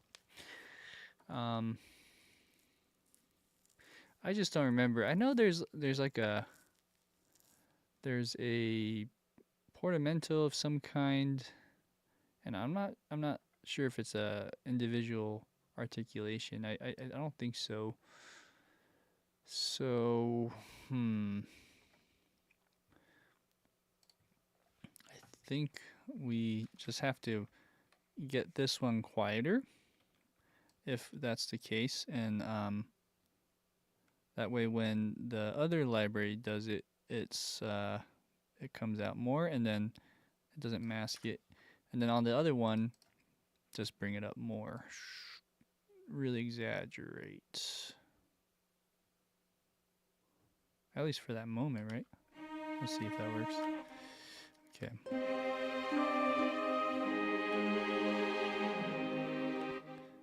I wish it was a little bit slower.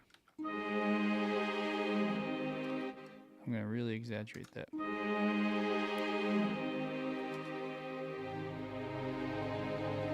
Cool.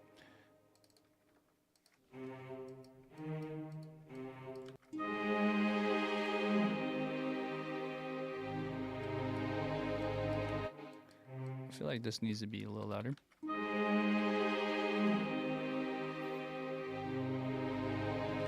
Good, good. Oh, come on.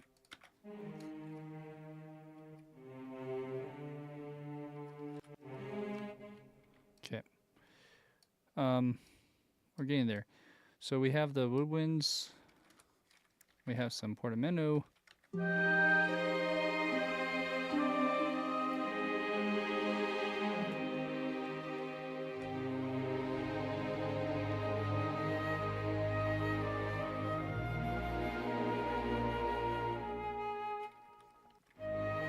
And then this dira is a bit loud.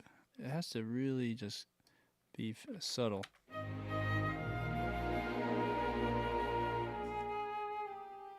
Okay. And then we got this last part. So I'm going to do whatever I can to finish by today, as far as getting the most of the meat and potatoes of this piece on there. Then I might spend an extra day to mix it, and we'll showcase it. So, okay, so I think there was horns I mentioned. It'd be nice to have a little bit of horn as well in here. So let's see how that would work with all of this.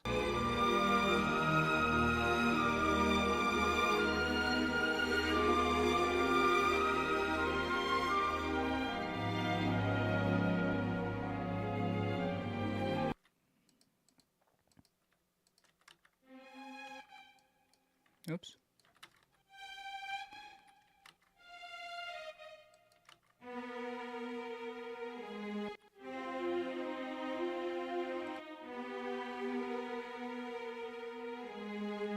So I'm hearing like a horn line that's close to that cello. Let's listen again.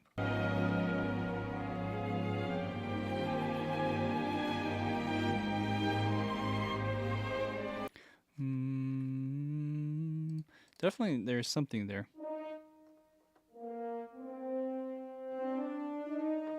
Okay. Oh.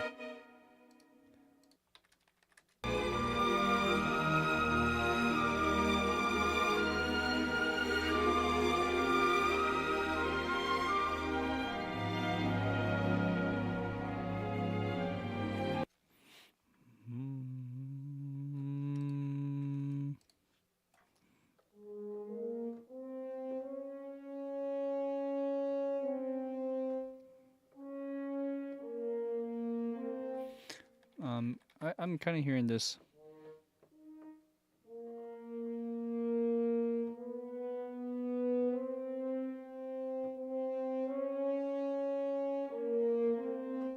Something like that.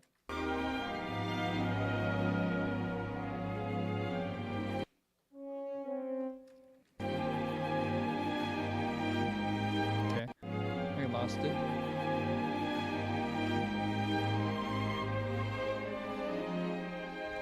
Okay. Close.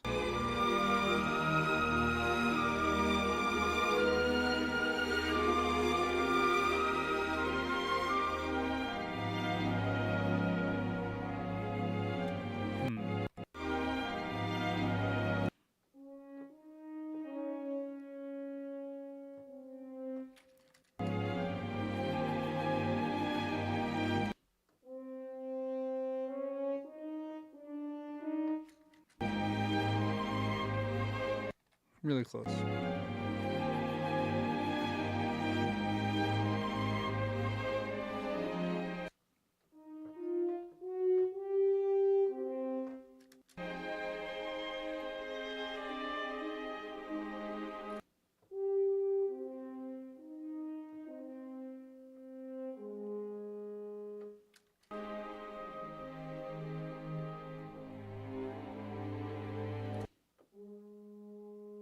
Okay.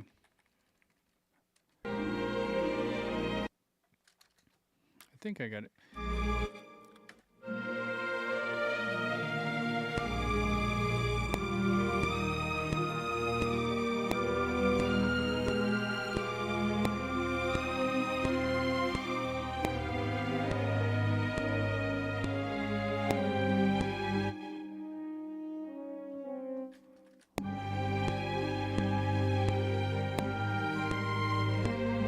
Okay, and I lost that now.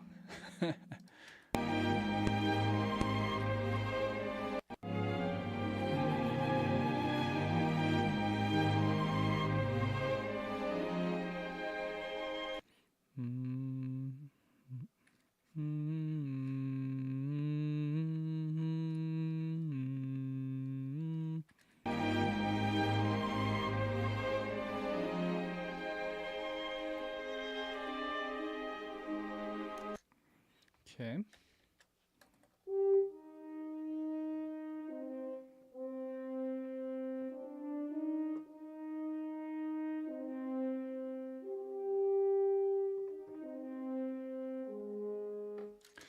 All right.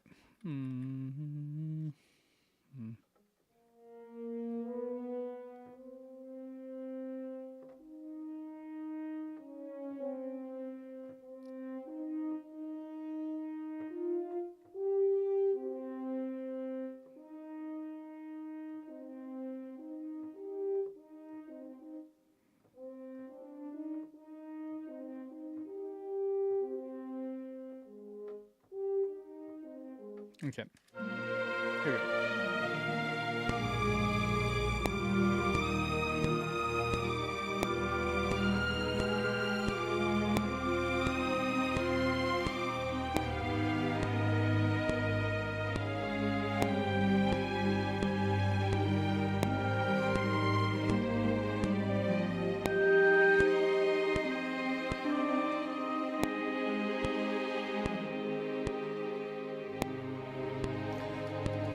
Let me check that last part out.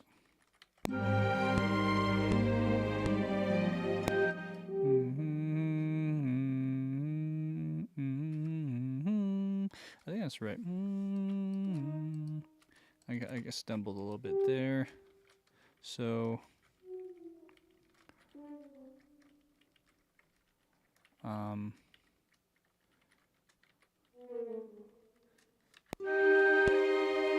let's listen to this.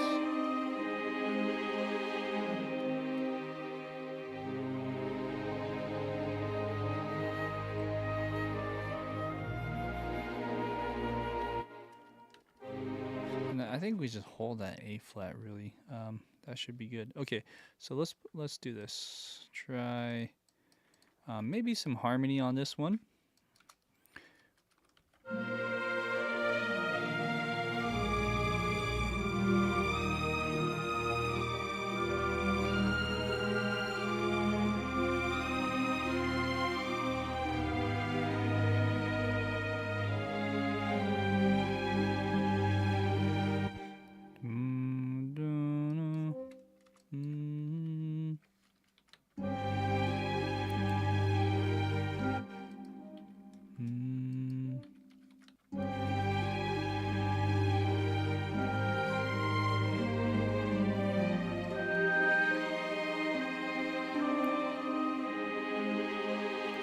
Okay, good. So let's do another pass of this fader. And I got your note guy. Yeah, Ozone Pro is awesome. I use it, yeah, as a quick reference. Sometimes I like to play a game if I can master it better than Ozone. And a lot of times I actually don't. Like if I listen to the same track a few days after where I mastered it, and then I did the same one with Ozone, with that, like their AI type of mastering where it listens. It usually does a pretty good job, which tells me I'm not a good mastering engineer. But yeah, so it is pretty useful, and I like to see if I could ever beat it. Sometimes I get close. So, but anyways, yeah, it's very effective. So let's try this again.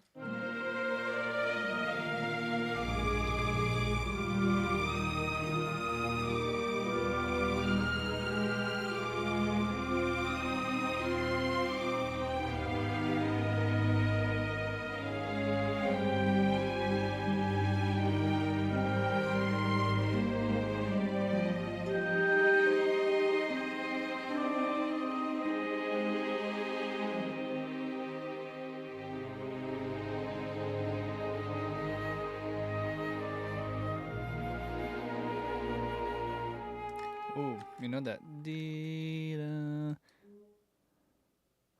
Oh, actually, it wouldn't be in this register though. I mean, we could put a dee da. I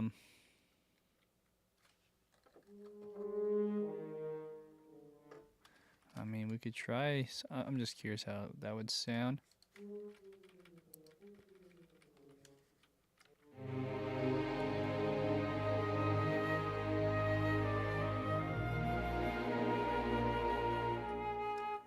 Okay.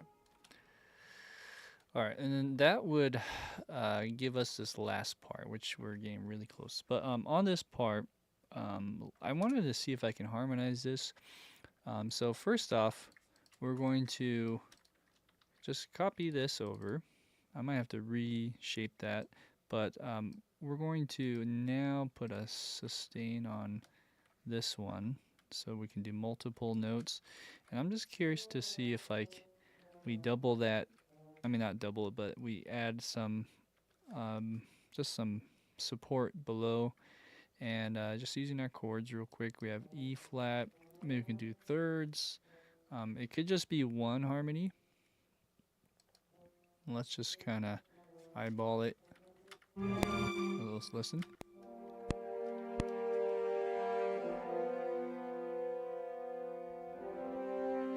There's a B flat in there too. It's interesting.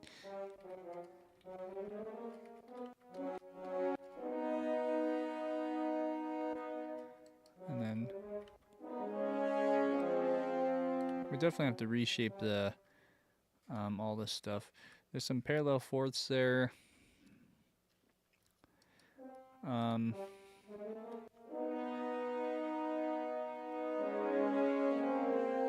Right, like all this right here.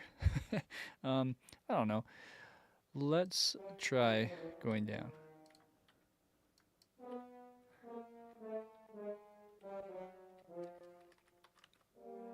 Okay, let's reshape some of this.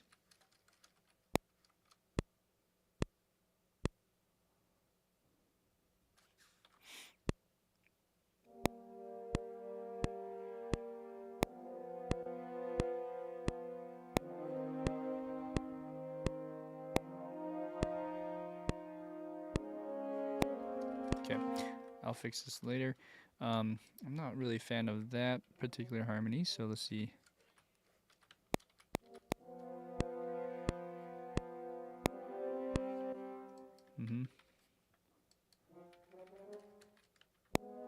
Let's do that.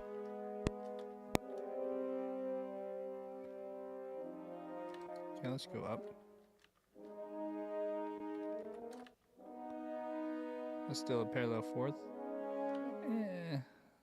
There's a flat though. And then what do you got there? You have this A flat. Okay, so let's go down.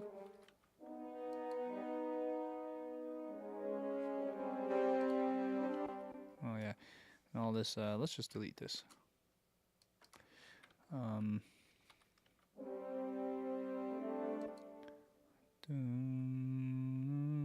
We could probably just keep this on some of these. Okay, and then A flat.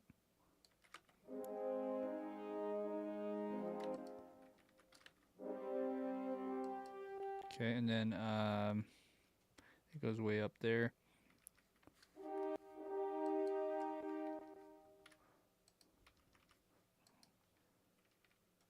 Okay, let's do this. Okay, let's shape it now, see how it sounds.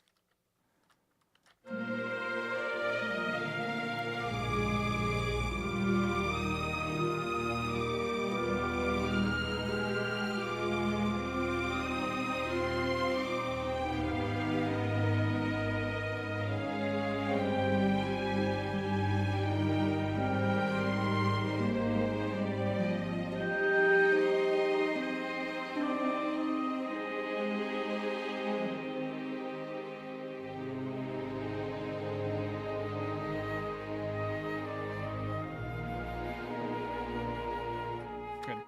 And I would bet you can just do that.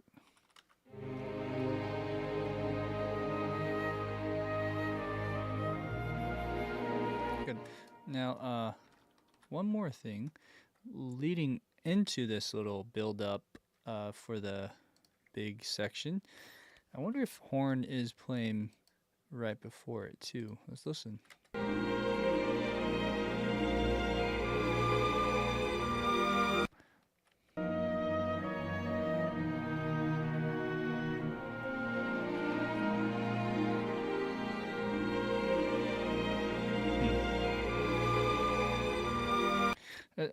It could. I would say yes. Something simple as like a B flat. It could be below, probably, let's see. Oops. Okay, so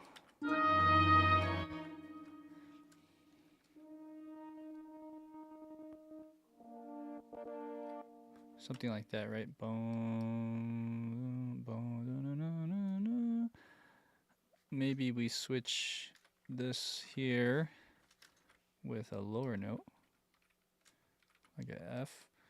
And let's push it over. Okay, so this is my theory.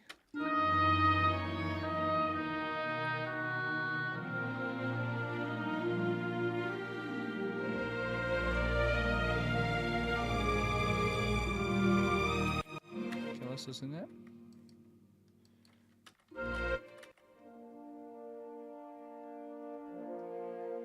Oh yeah, so there's that B flat, flat 9 chord. So we might have to do that again. We can put maybe a that.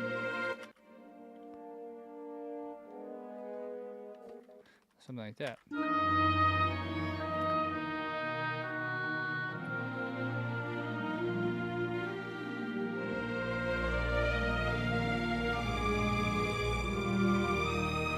Okay, so let's listen and compare. See if that's right.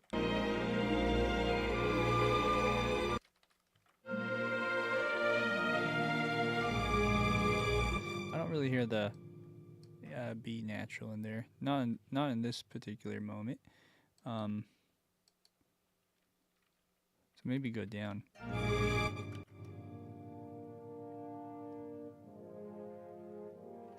That's a safer bet. Let's do that. Let's shape this one. Oh, interesting. Let's go like this. Okay.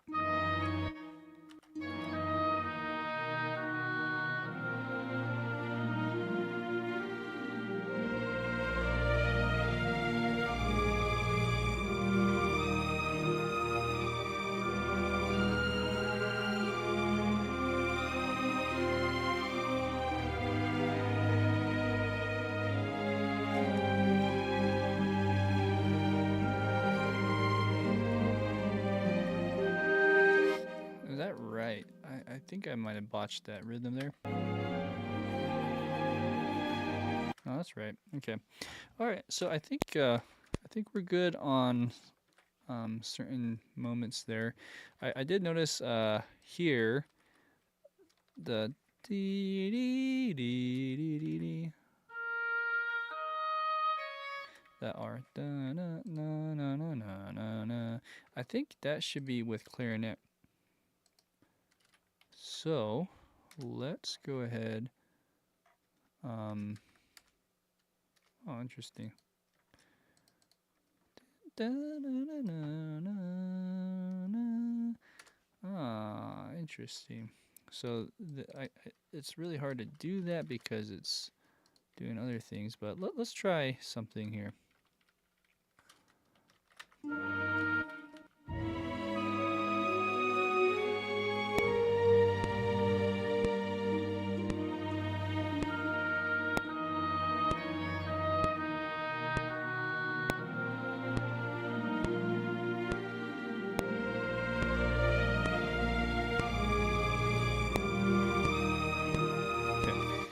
So let's listen to what we just did. It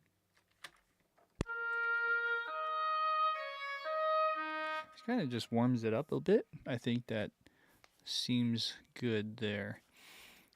I'm seeing your note, Guy Shard, saying humble suggestion as you asked us in the past. Very few composers use the organ. Maybe you could showcase a composition. Man, I'm not the person to do like real organ compositions. I can fake it. I'll tell you that. I've done a bunch of Halloween tracks for this upcoming album, and you can kind of hear the organ in those tracks, but it's still kind of blending. It's not up front. It's not the featured instrument, but I'd love to. At some point, I'll have to brush up on organ. It's a really cool instrument. But thanks for the suggestion. Maybe we'll do like the Toccata and Fugue by Bach or something like that. That'd be fun. I think we're ready to move on to this next part. Well, actually, I have one other idea. Every time I listen to this recording, I feel like I'm lacking some of this as well.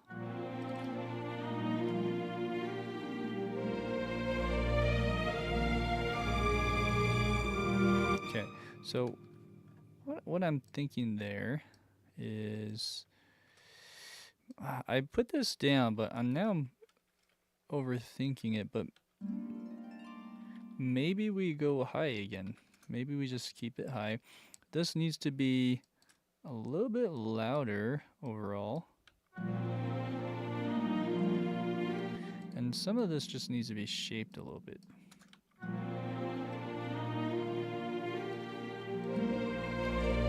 Right, and some of this isn't like the best harp type glissando either, so maybe I just...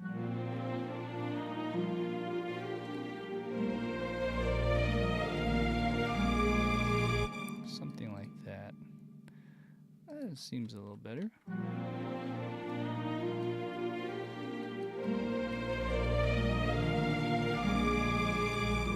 Okay, let me bring up some of this.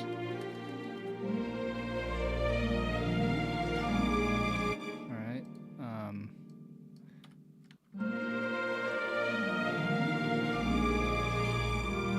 okay, that seems a little better to me. It gives it that sparkle. It just needs something there. One other thing is this. This can be layered with a layer of a solo violin.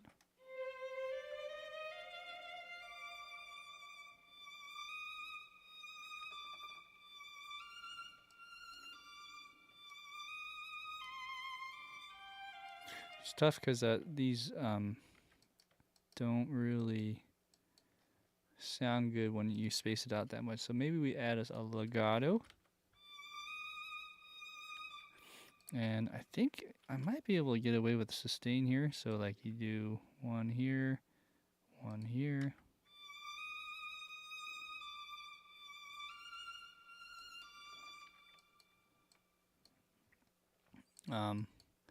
Let's try some of this out and see if the sustain works.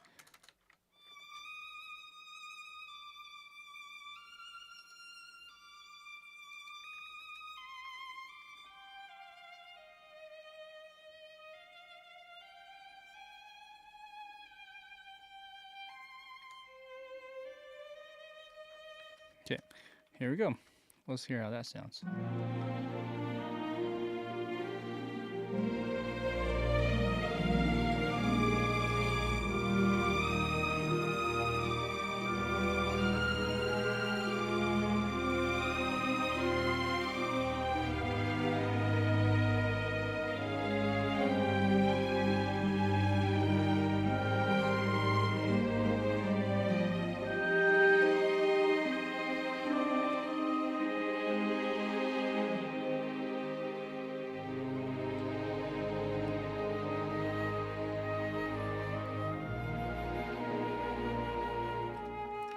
So pretty. I think that adds a lot. It's just a little sparkle that should really help out. There's a timing. I mean, man, there's always something you can fix, but there's a timing thing here.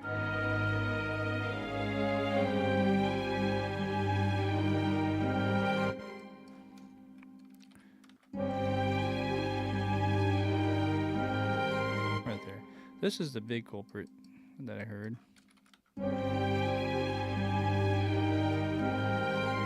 And the flutes is doing that as well, clarinets as well. Let's just fix it all.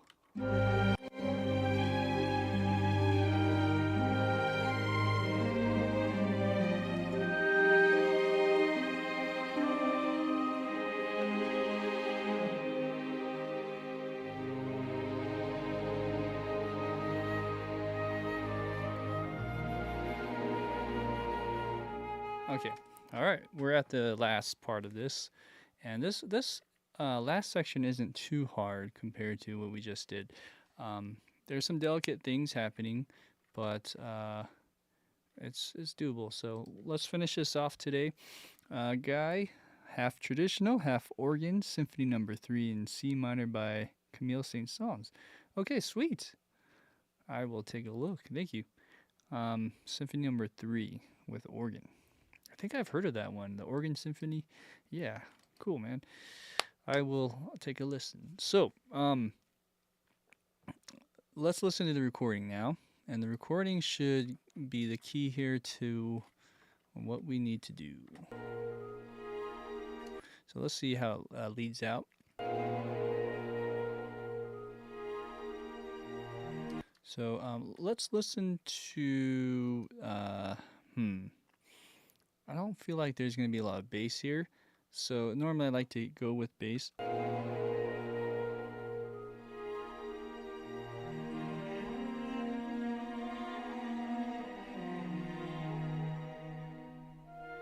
So I just hear one bassy type of thing, and it sounds like it's in the one of the cellos. So let's do this.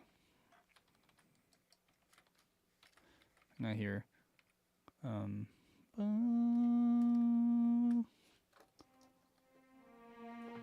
B flat.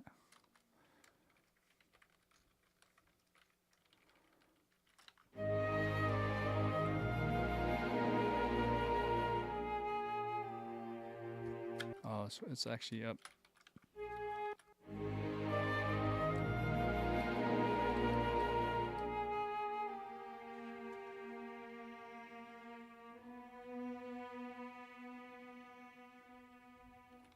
Okay, again.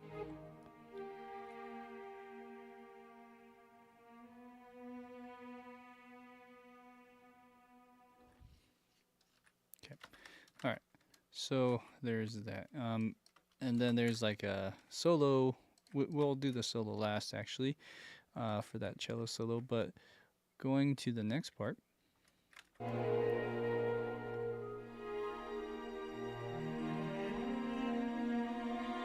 I'm just trying to hear the most obvious part. So I'm hearing like a high string. Let's just do this.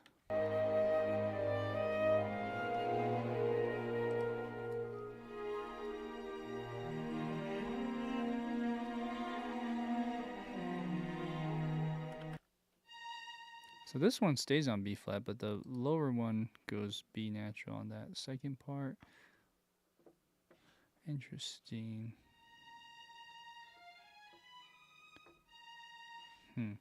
So, because this chord is a half diminished F chord, and having that B flat is interesting. Anyways.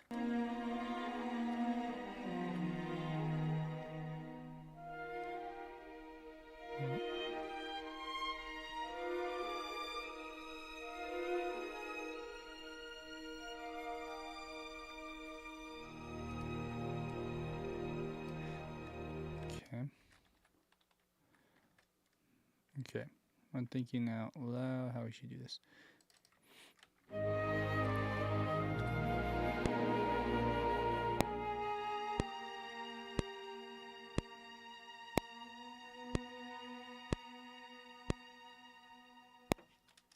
Okay, so there's that. Oh, hello. Okay, let's fix some of this, and we could probably put this into other violin. Okay, so there's that. And articulation wise, let's do that. Next, do this same one over here. Oh, hello. I cut that wrong. Like that. Okay.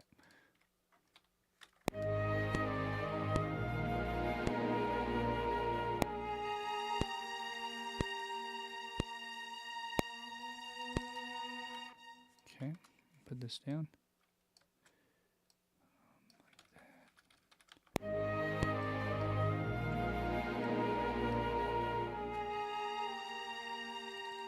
And then let's put this down.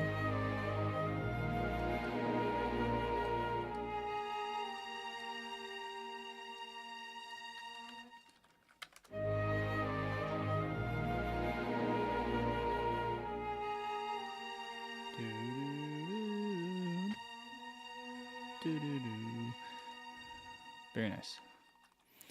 Oh, Guy. Well, thank you so much. I appreciate it. Oh, man, that means a lot. That means the world. Wow. Man, I'm so lucky.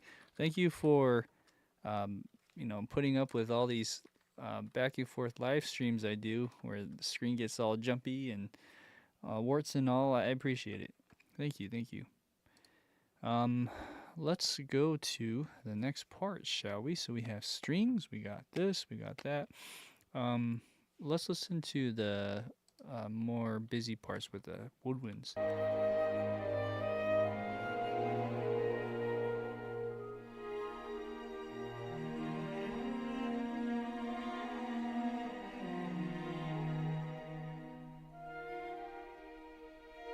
Okay, so I'm like a da da da.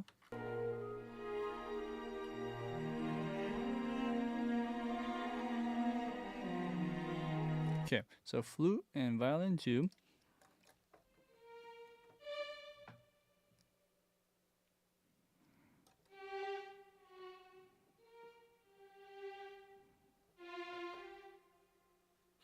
That's gonna be hard to make it sound good. Let's try marcato.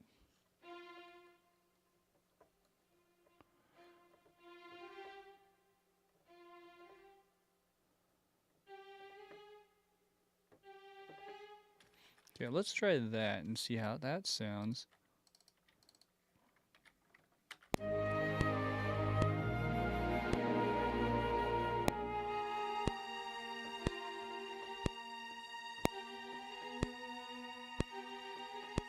Okay, something like that, right? We want this as marcato. Okay. That's a little early. Doesn't have to be perfect either, but just gotta sound musical, that's all.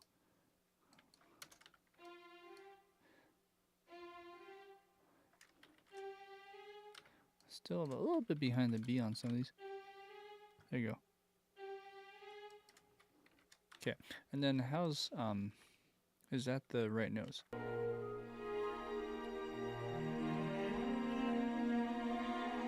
Oh. Should be F.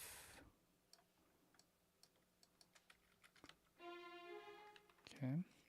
Yeah, I think this is the right approach with marcato. Let's try again.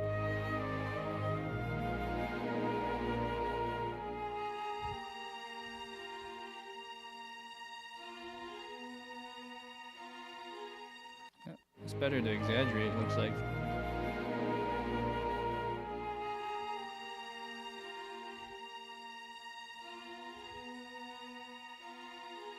There you go. That should more or less take care of that. And then you take that idea and you double it into maybe this, which is that library.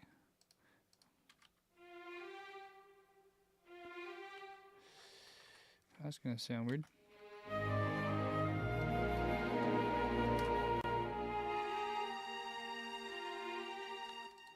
Okay, this one's a little bit early, maybe a bit too early.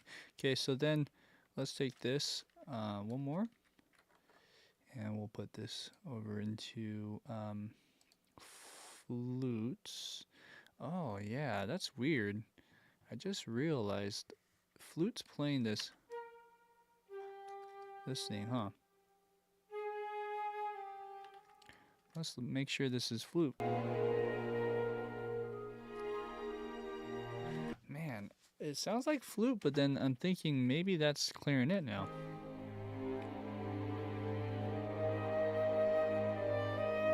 Yeah, that's definitely clarinet. Dang it, I got that wrong. So, this is not flute. It could be a doubling. It could be a doubling. Ah, man, I hate when this happens. Because you're like, you think it's one thing and then you hear it again and then it's like, oh, that's a clarinet. What was I thinking?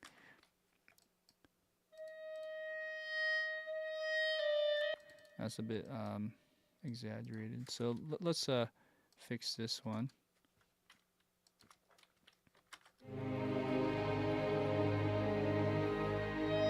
Okay, let's try again.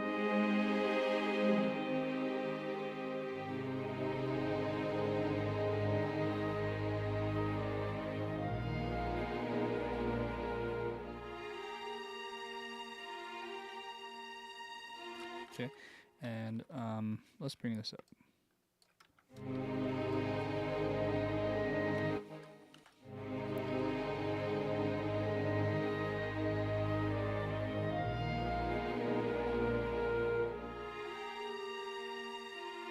Okay. We could even maybe double it with some more clarinet below. This is 2 clarinet.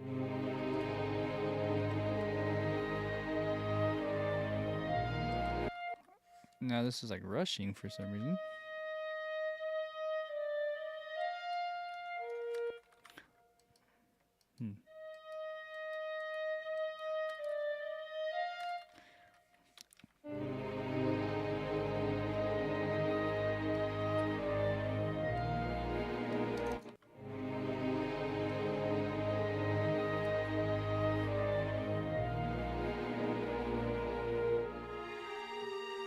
Beautiful. Okay, so let's go back to what I was doing.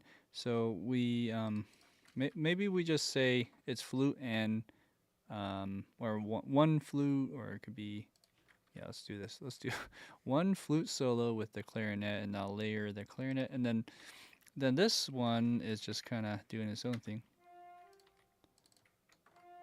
Okay. I think it needs to be an octave higher.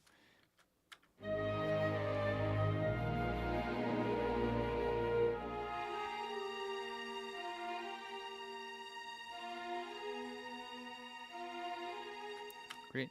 And I'll bring this up just a bit more. And then, what else is there any mallets? Let's see.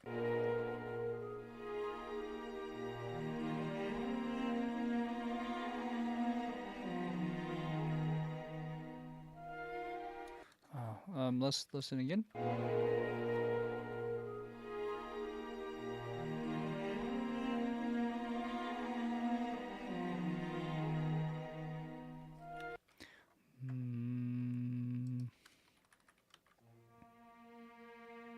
I feel like there's a harmony in there somewhere.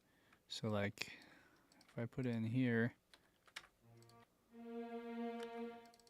Viola's panned weird on this library. Let's see. I don't know. Maybe it's not. It seemed like there's more to the left. I'm curious if there's a harmony on this. So let's check. So we have. So what if we went?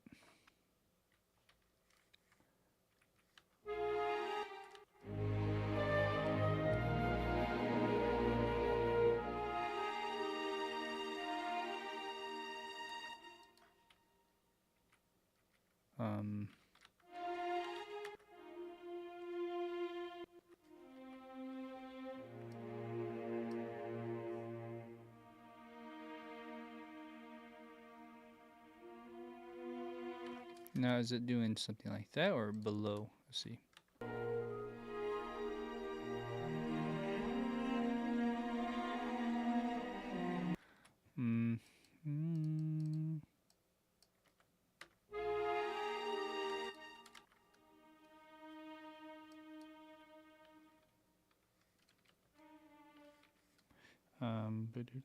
Yeah, it should be E flat. So it just stays on E flat.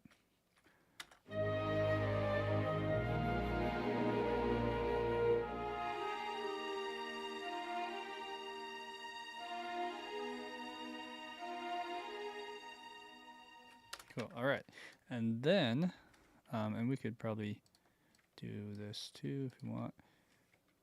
So this sounds like a cello solo. The cello solo will have to be brought up. So let's find a cello.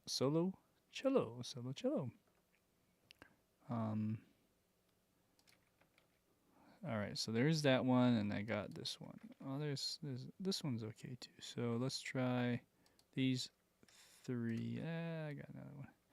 Okay, so I have 4 cello solo libraries because I just love cello solo, and they're all different. My go-to is probably this one now.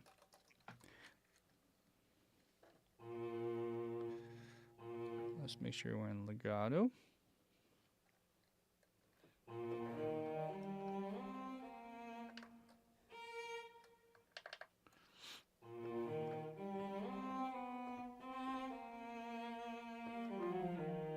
Try it.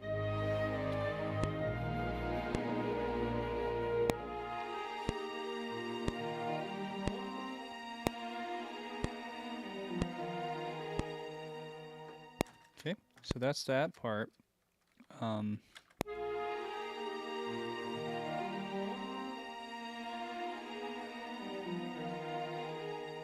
It's pretty good. Let's see.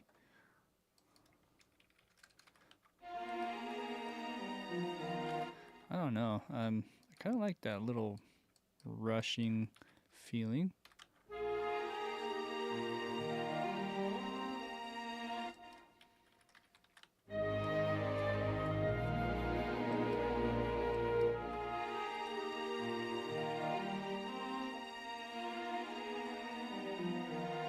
Okay, so what we're gonna do is we're gonna just audition this real quick. This is in legato. Okay, so we can just put them in all of these and just hear how they sound.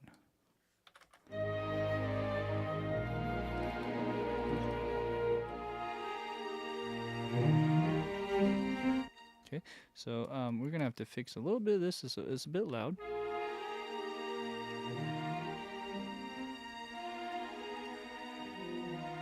It's pretty good. Just gotta bring it up.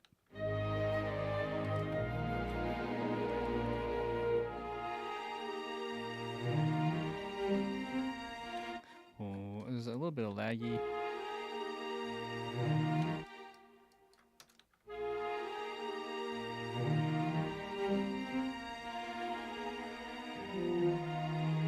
This is a Tina Grow library.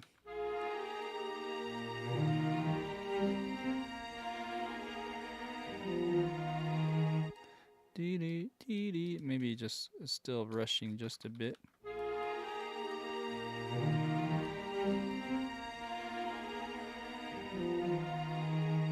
That sounds nice. I kind of like that a little bit better. Let me try this one now. Actually, you know what? Let's do this.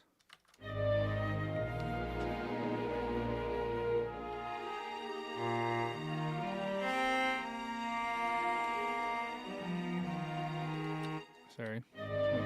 Maybe this will make it sound better. Okay, yeah, not a fan of that. Let's move on.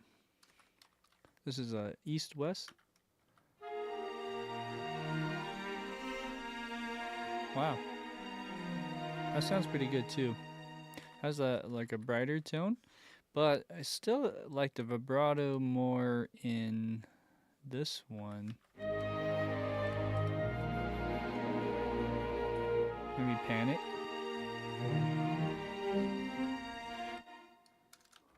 Still a little behind the beat.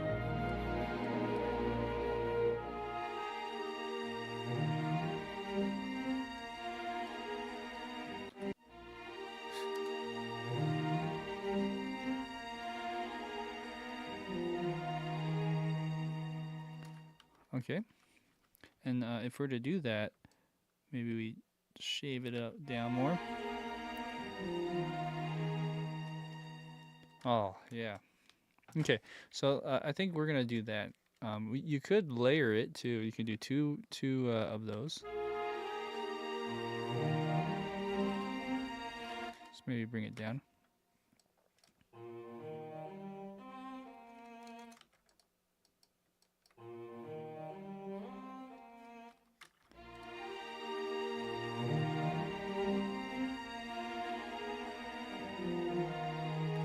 You know, but it does sound a little weird if it's not like perfectly in time. I mean, there's a little bit of a flange kind of sound, phasing.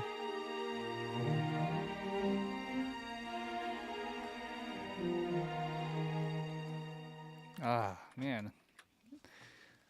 That sounds so good. Imagine it in real life with all that. But anyways, you do what you can to make it sound as good as possible. But you always want to kind of have in the back of your mind that you're actually composing this for somebody. Of course, I didn't compose this piece.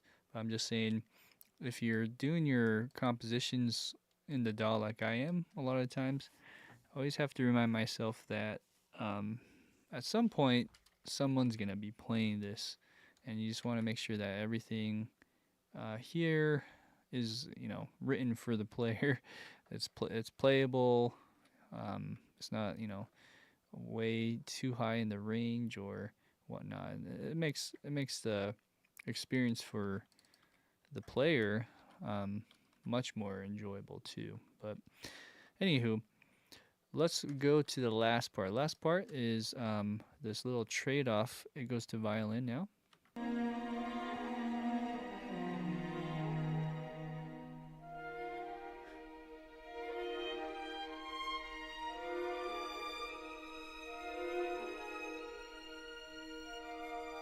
Okay, so the flutes are doing the same stuff, I think.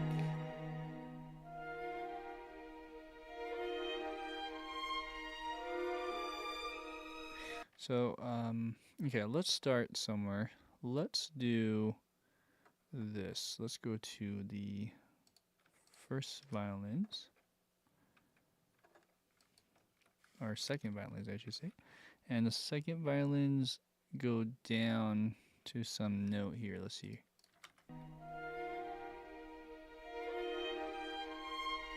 So I'm hearing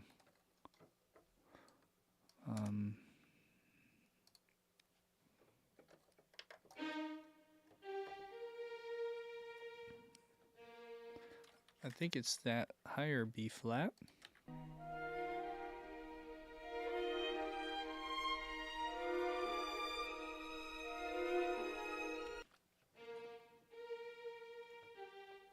Okay, so we got the B flat here, and I think it just keeps playing that. That last chord is going to be a little tough to figure out, I think, but we'll figure it out. And then a little. We could probably just end it on the last of that bar. Here we go.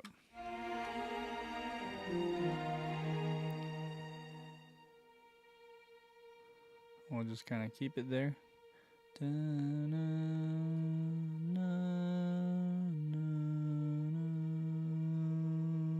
then right here, maybe we grow.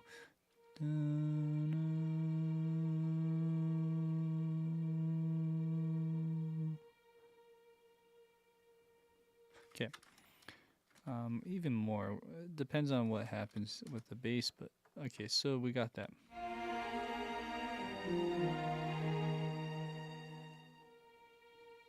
Okay, and then we have a lower note.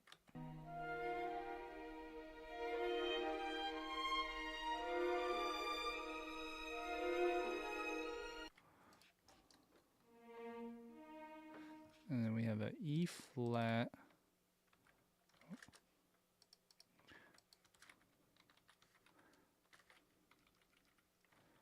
And let's see how long that E flat plays for.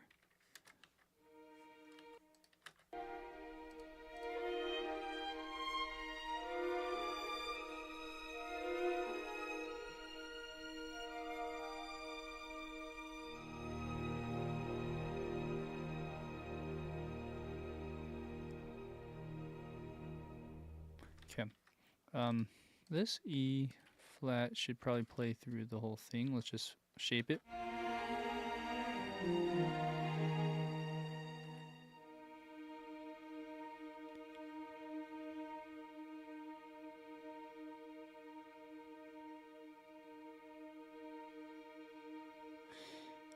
I feel like we need to layer this with the solo cello. So let's do this. Okay, so this note will just go here. Yeah, wow, it's really high compared to that. I mean, it's just an octave higher, but it's nothing crazy. So let's go here.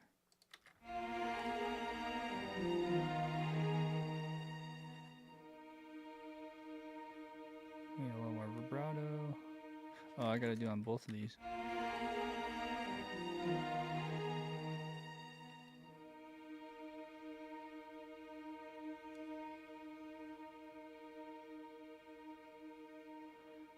And the last part is this.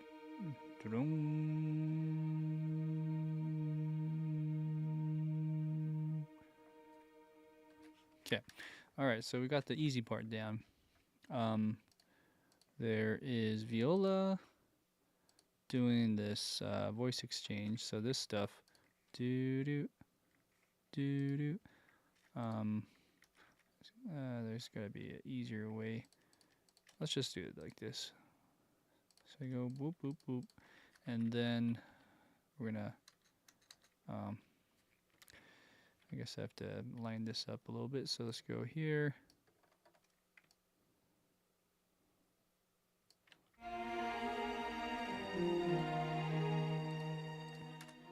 Okay, fix this little nubby spot, and here is the other one. Okay. All right. And then is in the right octave.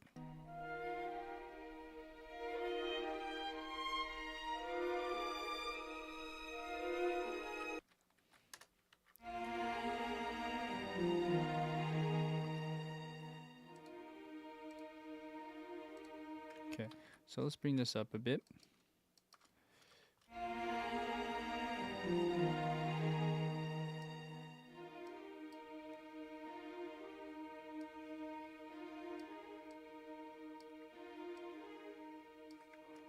All right.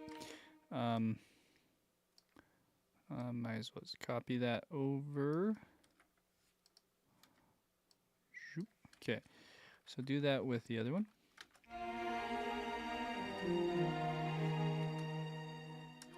Sorry, there.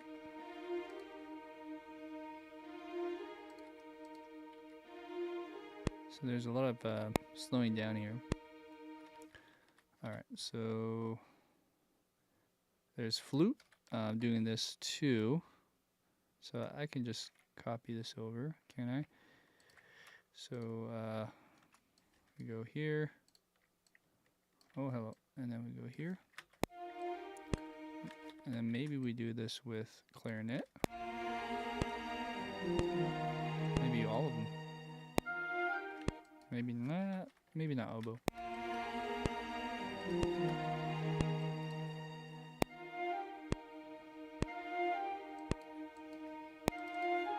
Good. Okay, so then this seems to be rushing just a bit. So let's grab all these parts that we just did. So this is the Woodwinds, this is the Viola that's trading off. And let's take these notes here, push them over just a bit.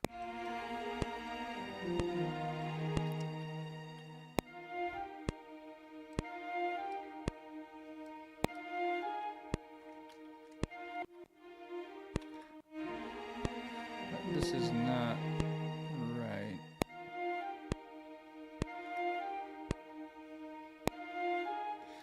I feel like, at least with the tempo, it's a little bit weird. But then I just changed it to fit the time, so I guess I should just commit to that. All right. So now we can add our viola line, or sorry, violin 1 line, maybe with this as well, solo violin, and do the same thing.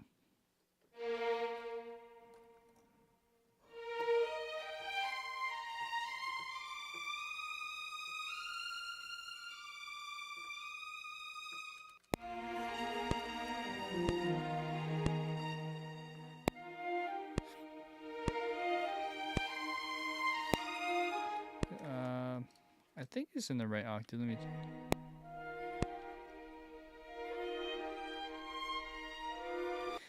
It's not as big sounding, so maybe I just do one of these libraries.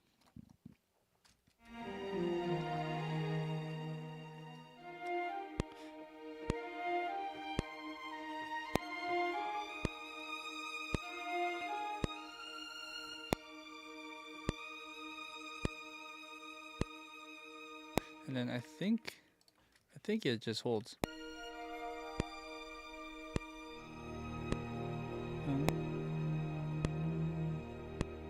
Yeah, it just holds on that last note, E flat. Okay, let's try again.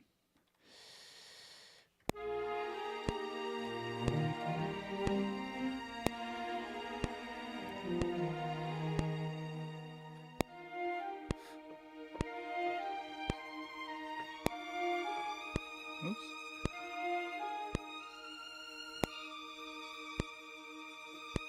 Well, that sounded weird. Let's try again.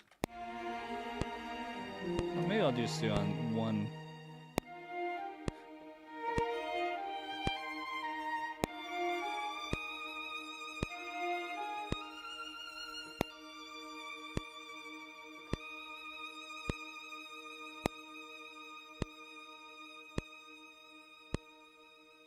Okay, now I'll layer that.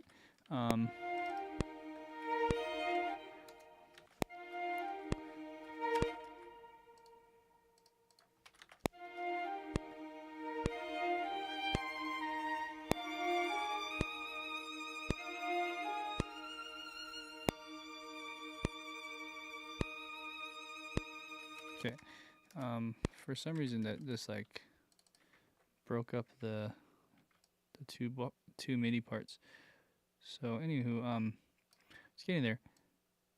I'm just gonna see if anything else can be changed or improved on.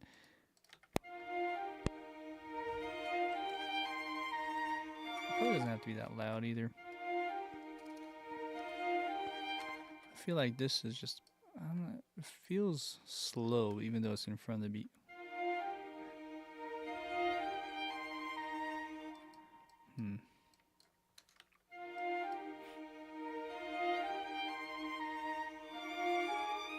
But now that, I don't know, that felt weird.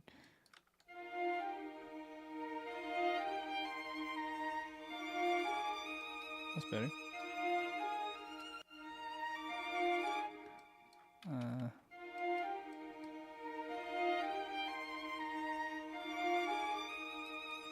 Maybe not so much there. Okay.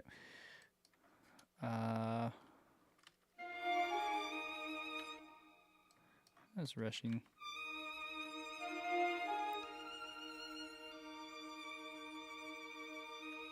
Okay, I think we're missing a flute part, but let's come back to that for a second. Let's do this other thing.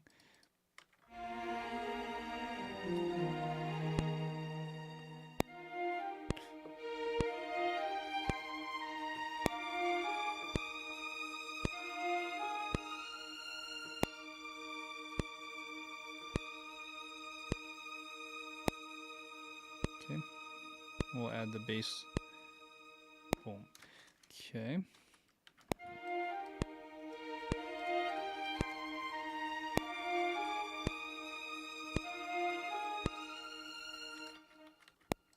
Let's make sure it lines up with the flutes.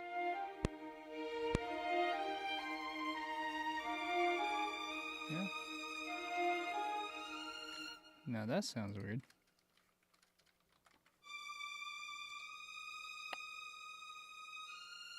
Maybe go in front of the beat.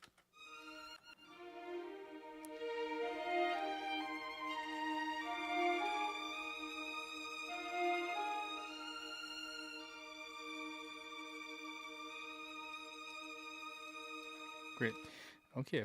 Now, I was saying that something with the flutes. I think we're missing one here. Ooh, and there's also harmony in there. It's a little bit richer. Yeah. Wait.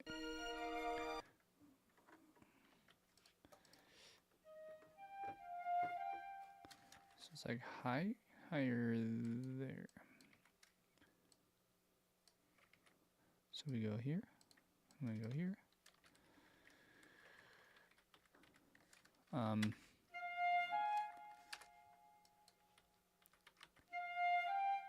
Okay, a little bit quieter.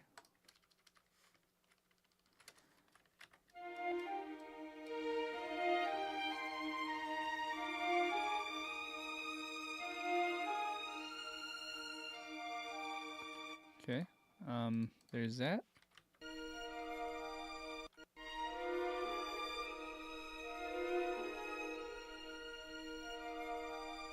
Huh, so flute is by itself. What I'm hearing though is it's just like a stronger octave doubling below.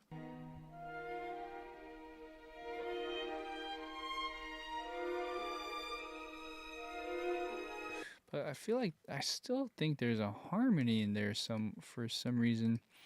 Let's listen.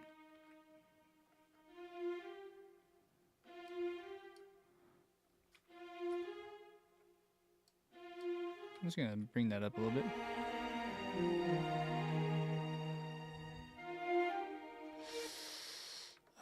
This needs to be a little longer. Hey, Cheyenne. Cheyenne's in the house.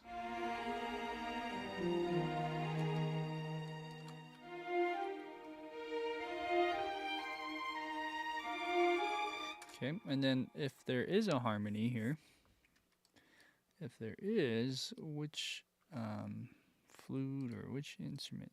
Let's try in the flute. Okay, we're gonna go sustain.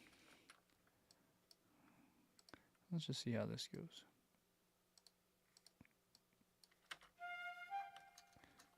Maybe I'm picking the wrong articulation for this.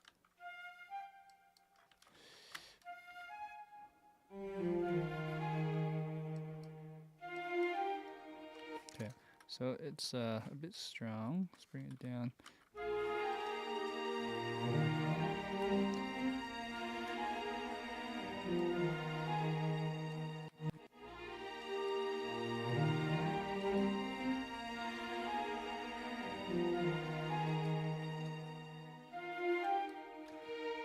Okay, so here, what if I went,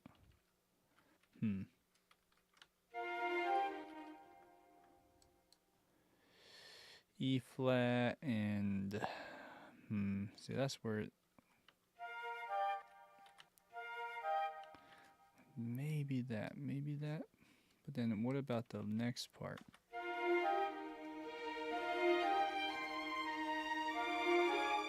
Okay, and then right here, this would spell. I guess this would work.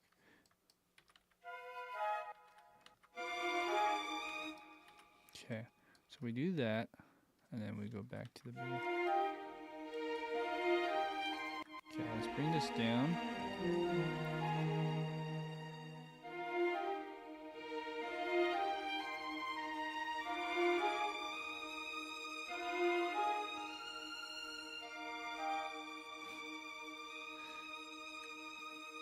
Okay, all right, so then we have this last final chord.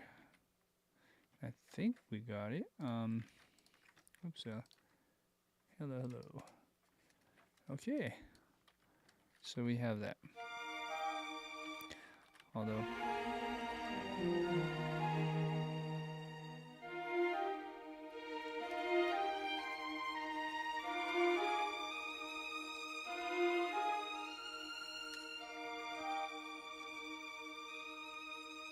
Okay. Dun. Chord right there.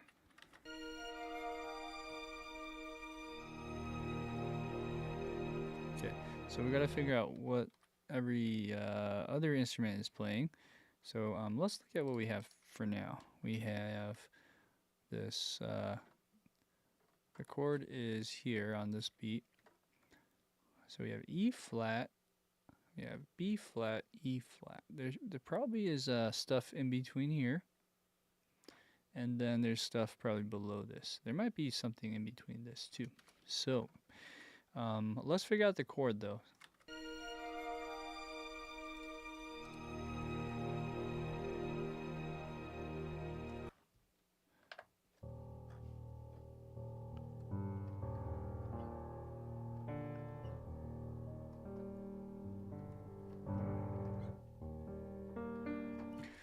Some kind of major 7th chord, right?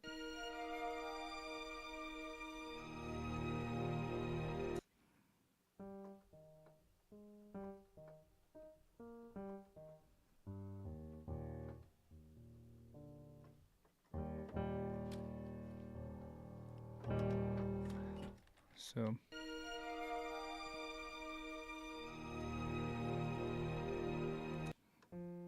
I hear a 9th in there.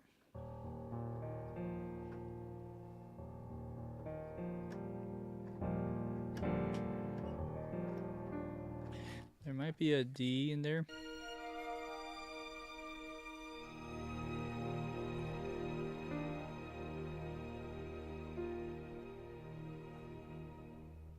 So there's definitely an F in there, but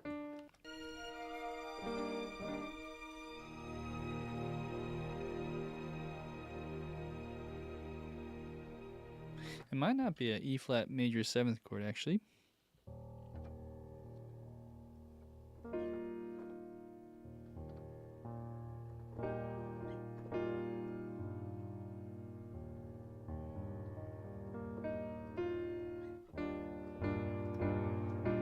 There might be a D in there. I would say so. I would say there's a D. It's kind of hard to hear, but let's figure or just put that in somehow. So first off is the bass. The bass is easy. Bass will just be here with an E flat.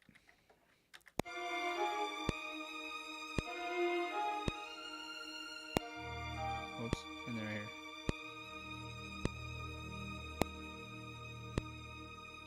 And then we'll drop out at 49. Boom. Okay, same thing.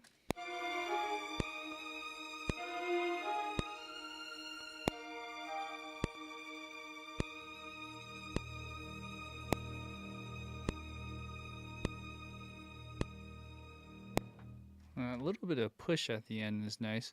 That's what they do in the orchestra. Okay, next. So that's that. We could do I have another? I do have another bass in there. Maybe we do this in octaves just for fun. See what it sounds like. Okay, a little bit less drastic.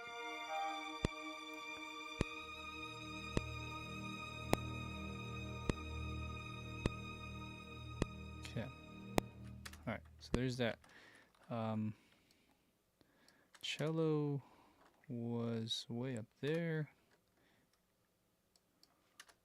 Yeah. Oh man. Okay. So on this cello, let's go down to, and maybe I'll just draw it in this time. We'll go look at these two other instruments, and maybe we bring this to a B flat.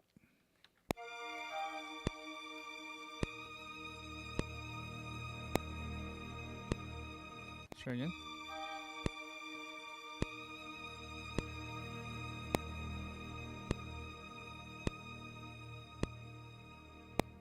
Okay, so there's that. Oh, next.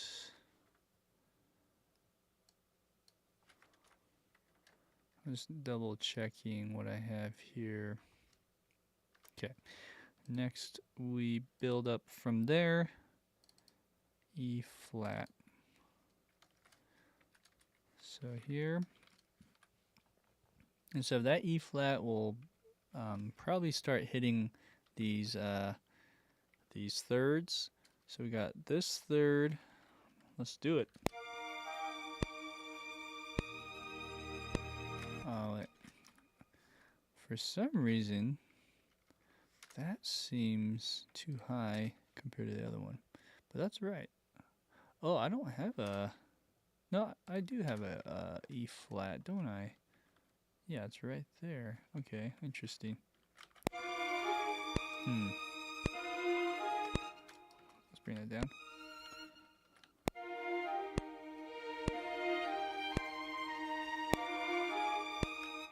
Man, I'm kind of curious to see if this also sounds good down here real quick. I know I'm jumping the gun here, but let's see.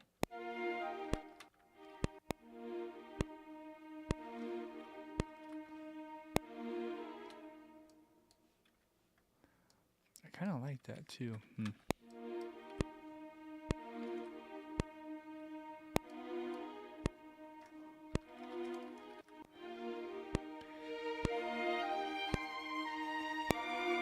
Okay, alright, let's do that. And then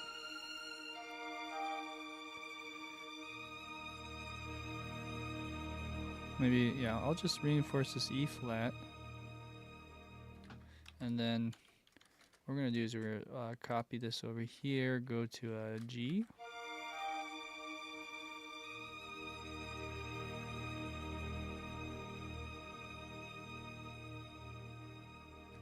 Okay, not too strong on that G.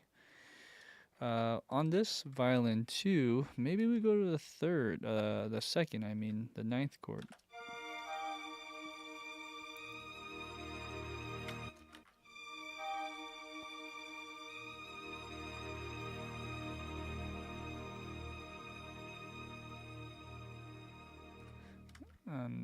Let's go a little bit down, and then same thing here.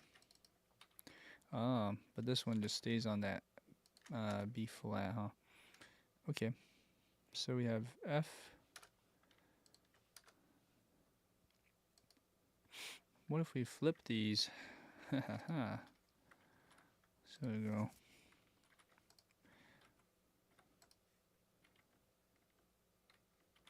What am I doing?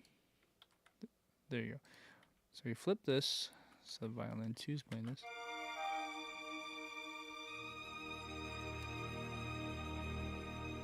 Okay. We might have to split this more if this is all we have left, because all these other ones are playing stuff. There is one more here. Could add like a B flat right here. Or is there B flat playing already? Let's see. 1, 2. No, there isn't. So so on this one we could add that B flat in there. We should probably add a D in there though, huh? So maybe looking at these two, see then this is too high. Let's try a D in there.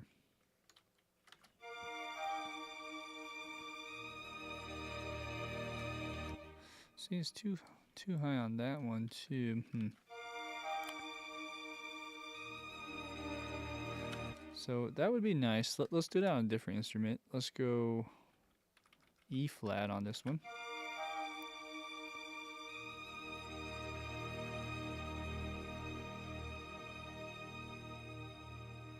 I think I can hear it, but it's hard to solo.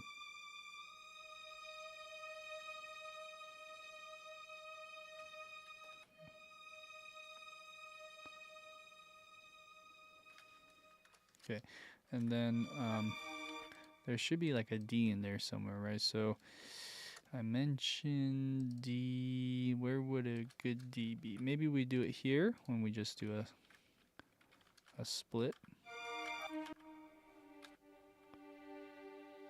Okay, let's hear how that sounds.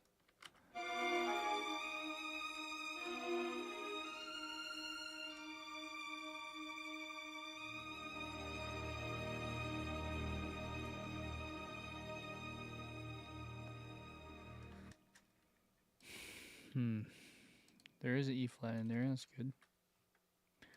This one's tricky. You don't want to go too strong.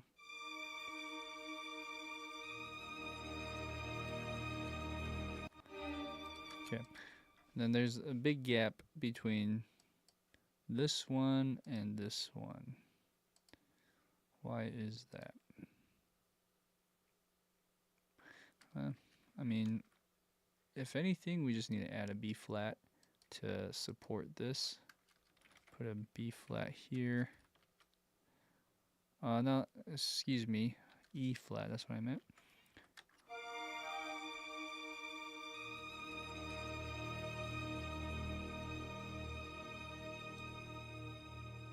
And then there's probably some woodwinds that also need to play there. But there's something...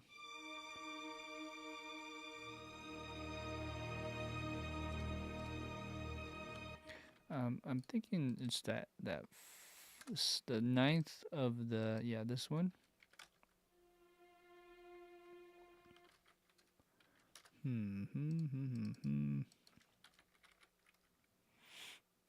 What if we moved the F up like that? Let me listen to the recording.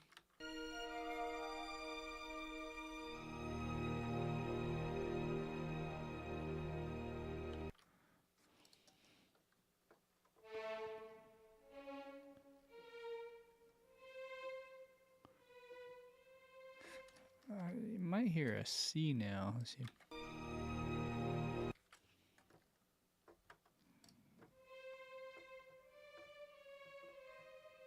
Man, that's weird. I think I hear a C as well. So that'd be right there.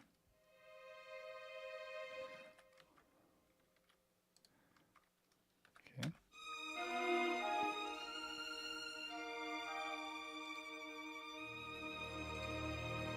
Alright, that's a bit overpowering. It's kind of hard when you split this too.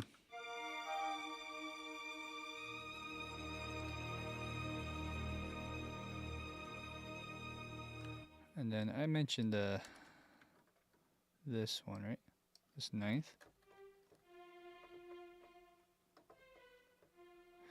Let's make sure that's in the right register.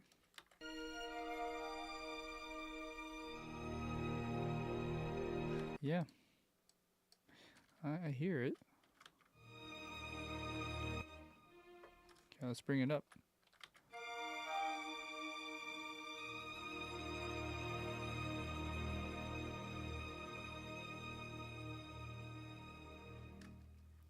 Okay. What else could we do? Could we bring up more bass?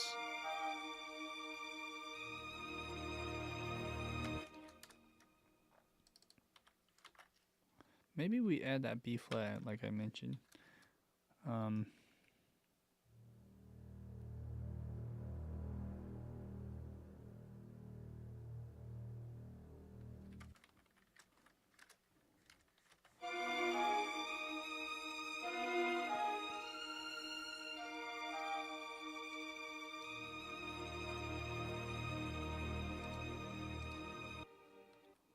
Okay, let's listen to the culprit. There's one note. It could be that.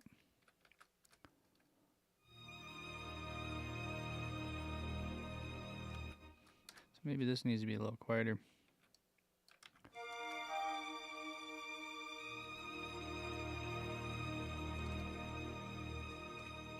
Yeah, something around there.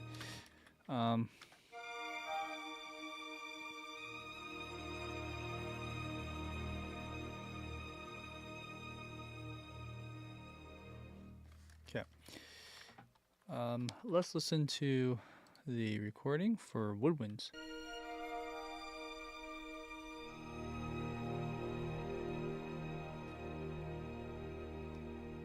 Man. So this C I hear with flute,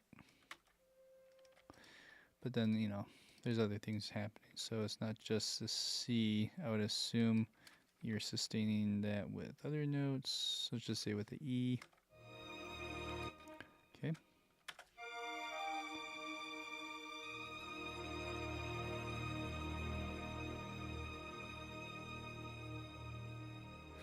And then maybe for this one, we just go...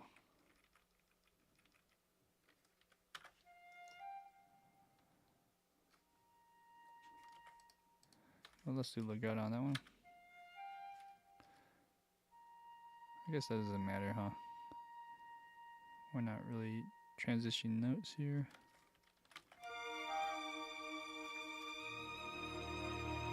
Okay, that B flat might be. I just need to be quieter.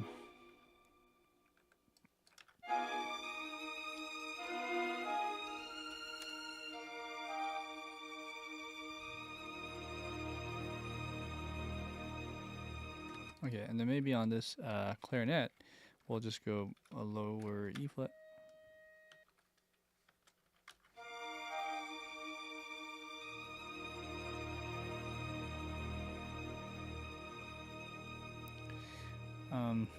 If we're gonna do with the horn, might as well. I think that would be one of the last ones. Then we can check for harp. So we got this note and we got this note. Oh, we could probably just add that in there. Okay, so here is that.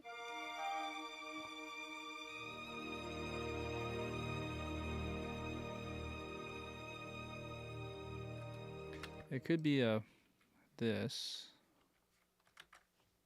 Let's listen.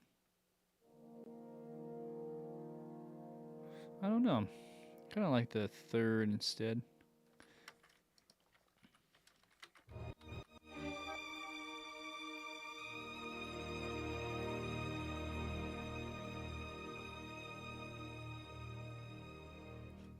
Oops. I wanted to push it, but then I recorded over. Yeah, let's do that. All right. Let's listen for harp.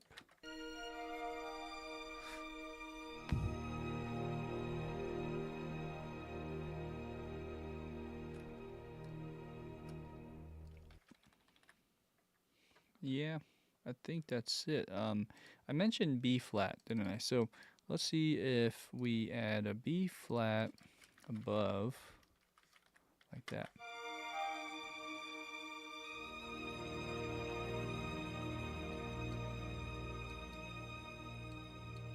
Okay, let's listen.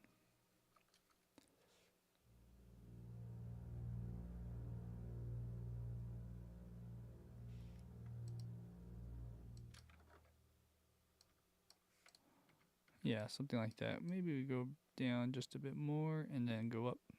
Okay. All right, so I think that's it. Let's delete and let's combine. Let's get all this together and see how it sounds. Okay. All right, for those who are watching still, thank you for just coming on board and keeping me company in a sense. I really appreciate it. As far as all of this, we're gonna go ahead and press play. With that being said, this is my little flower composed by the one and only Yoko Kanno. Here we go.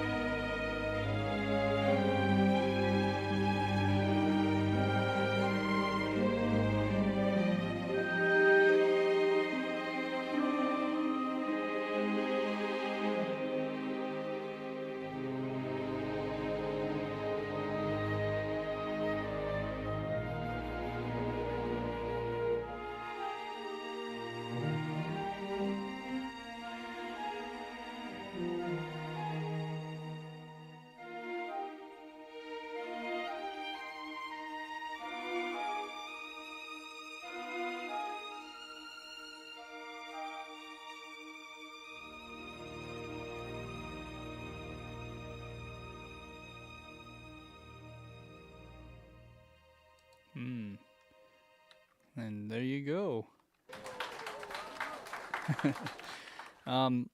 There's a stuck note towards the end, so it sounded a little wonky at the end there, but that happens. I think it's because of the this thing. Look at that. Yeah, anytime you use the sustain, although it's probably programmed to do what it's supposed to do, sometimes it gets stuck, and it could be just from some of these other libraries too. But anyways, that is all for today. So thanks for watching. I really appreciate it, Cheyenne and Guy. And anyone else is, if they're still on board, thank you for watching, guys. And I will start a new stream probably next week. There might be a chance we don't do it next week, actually, because I'll be going out of town shortly after. But I'll give an announcement at some point. So just plan on at least 2 weeks from now, if not next week. So with that being said, thanks for watching. Take care, guys. I'll see you next time.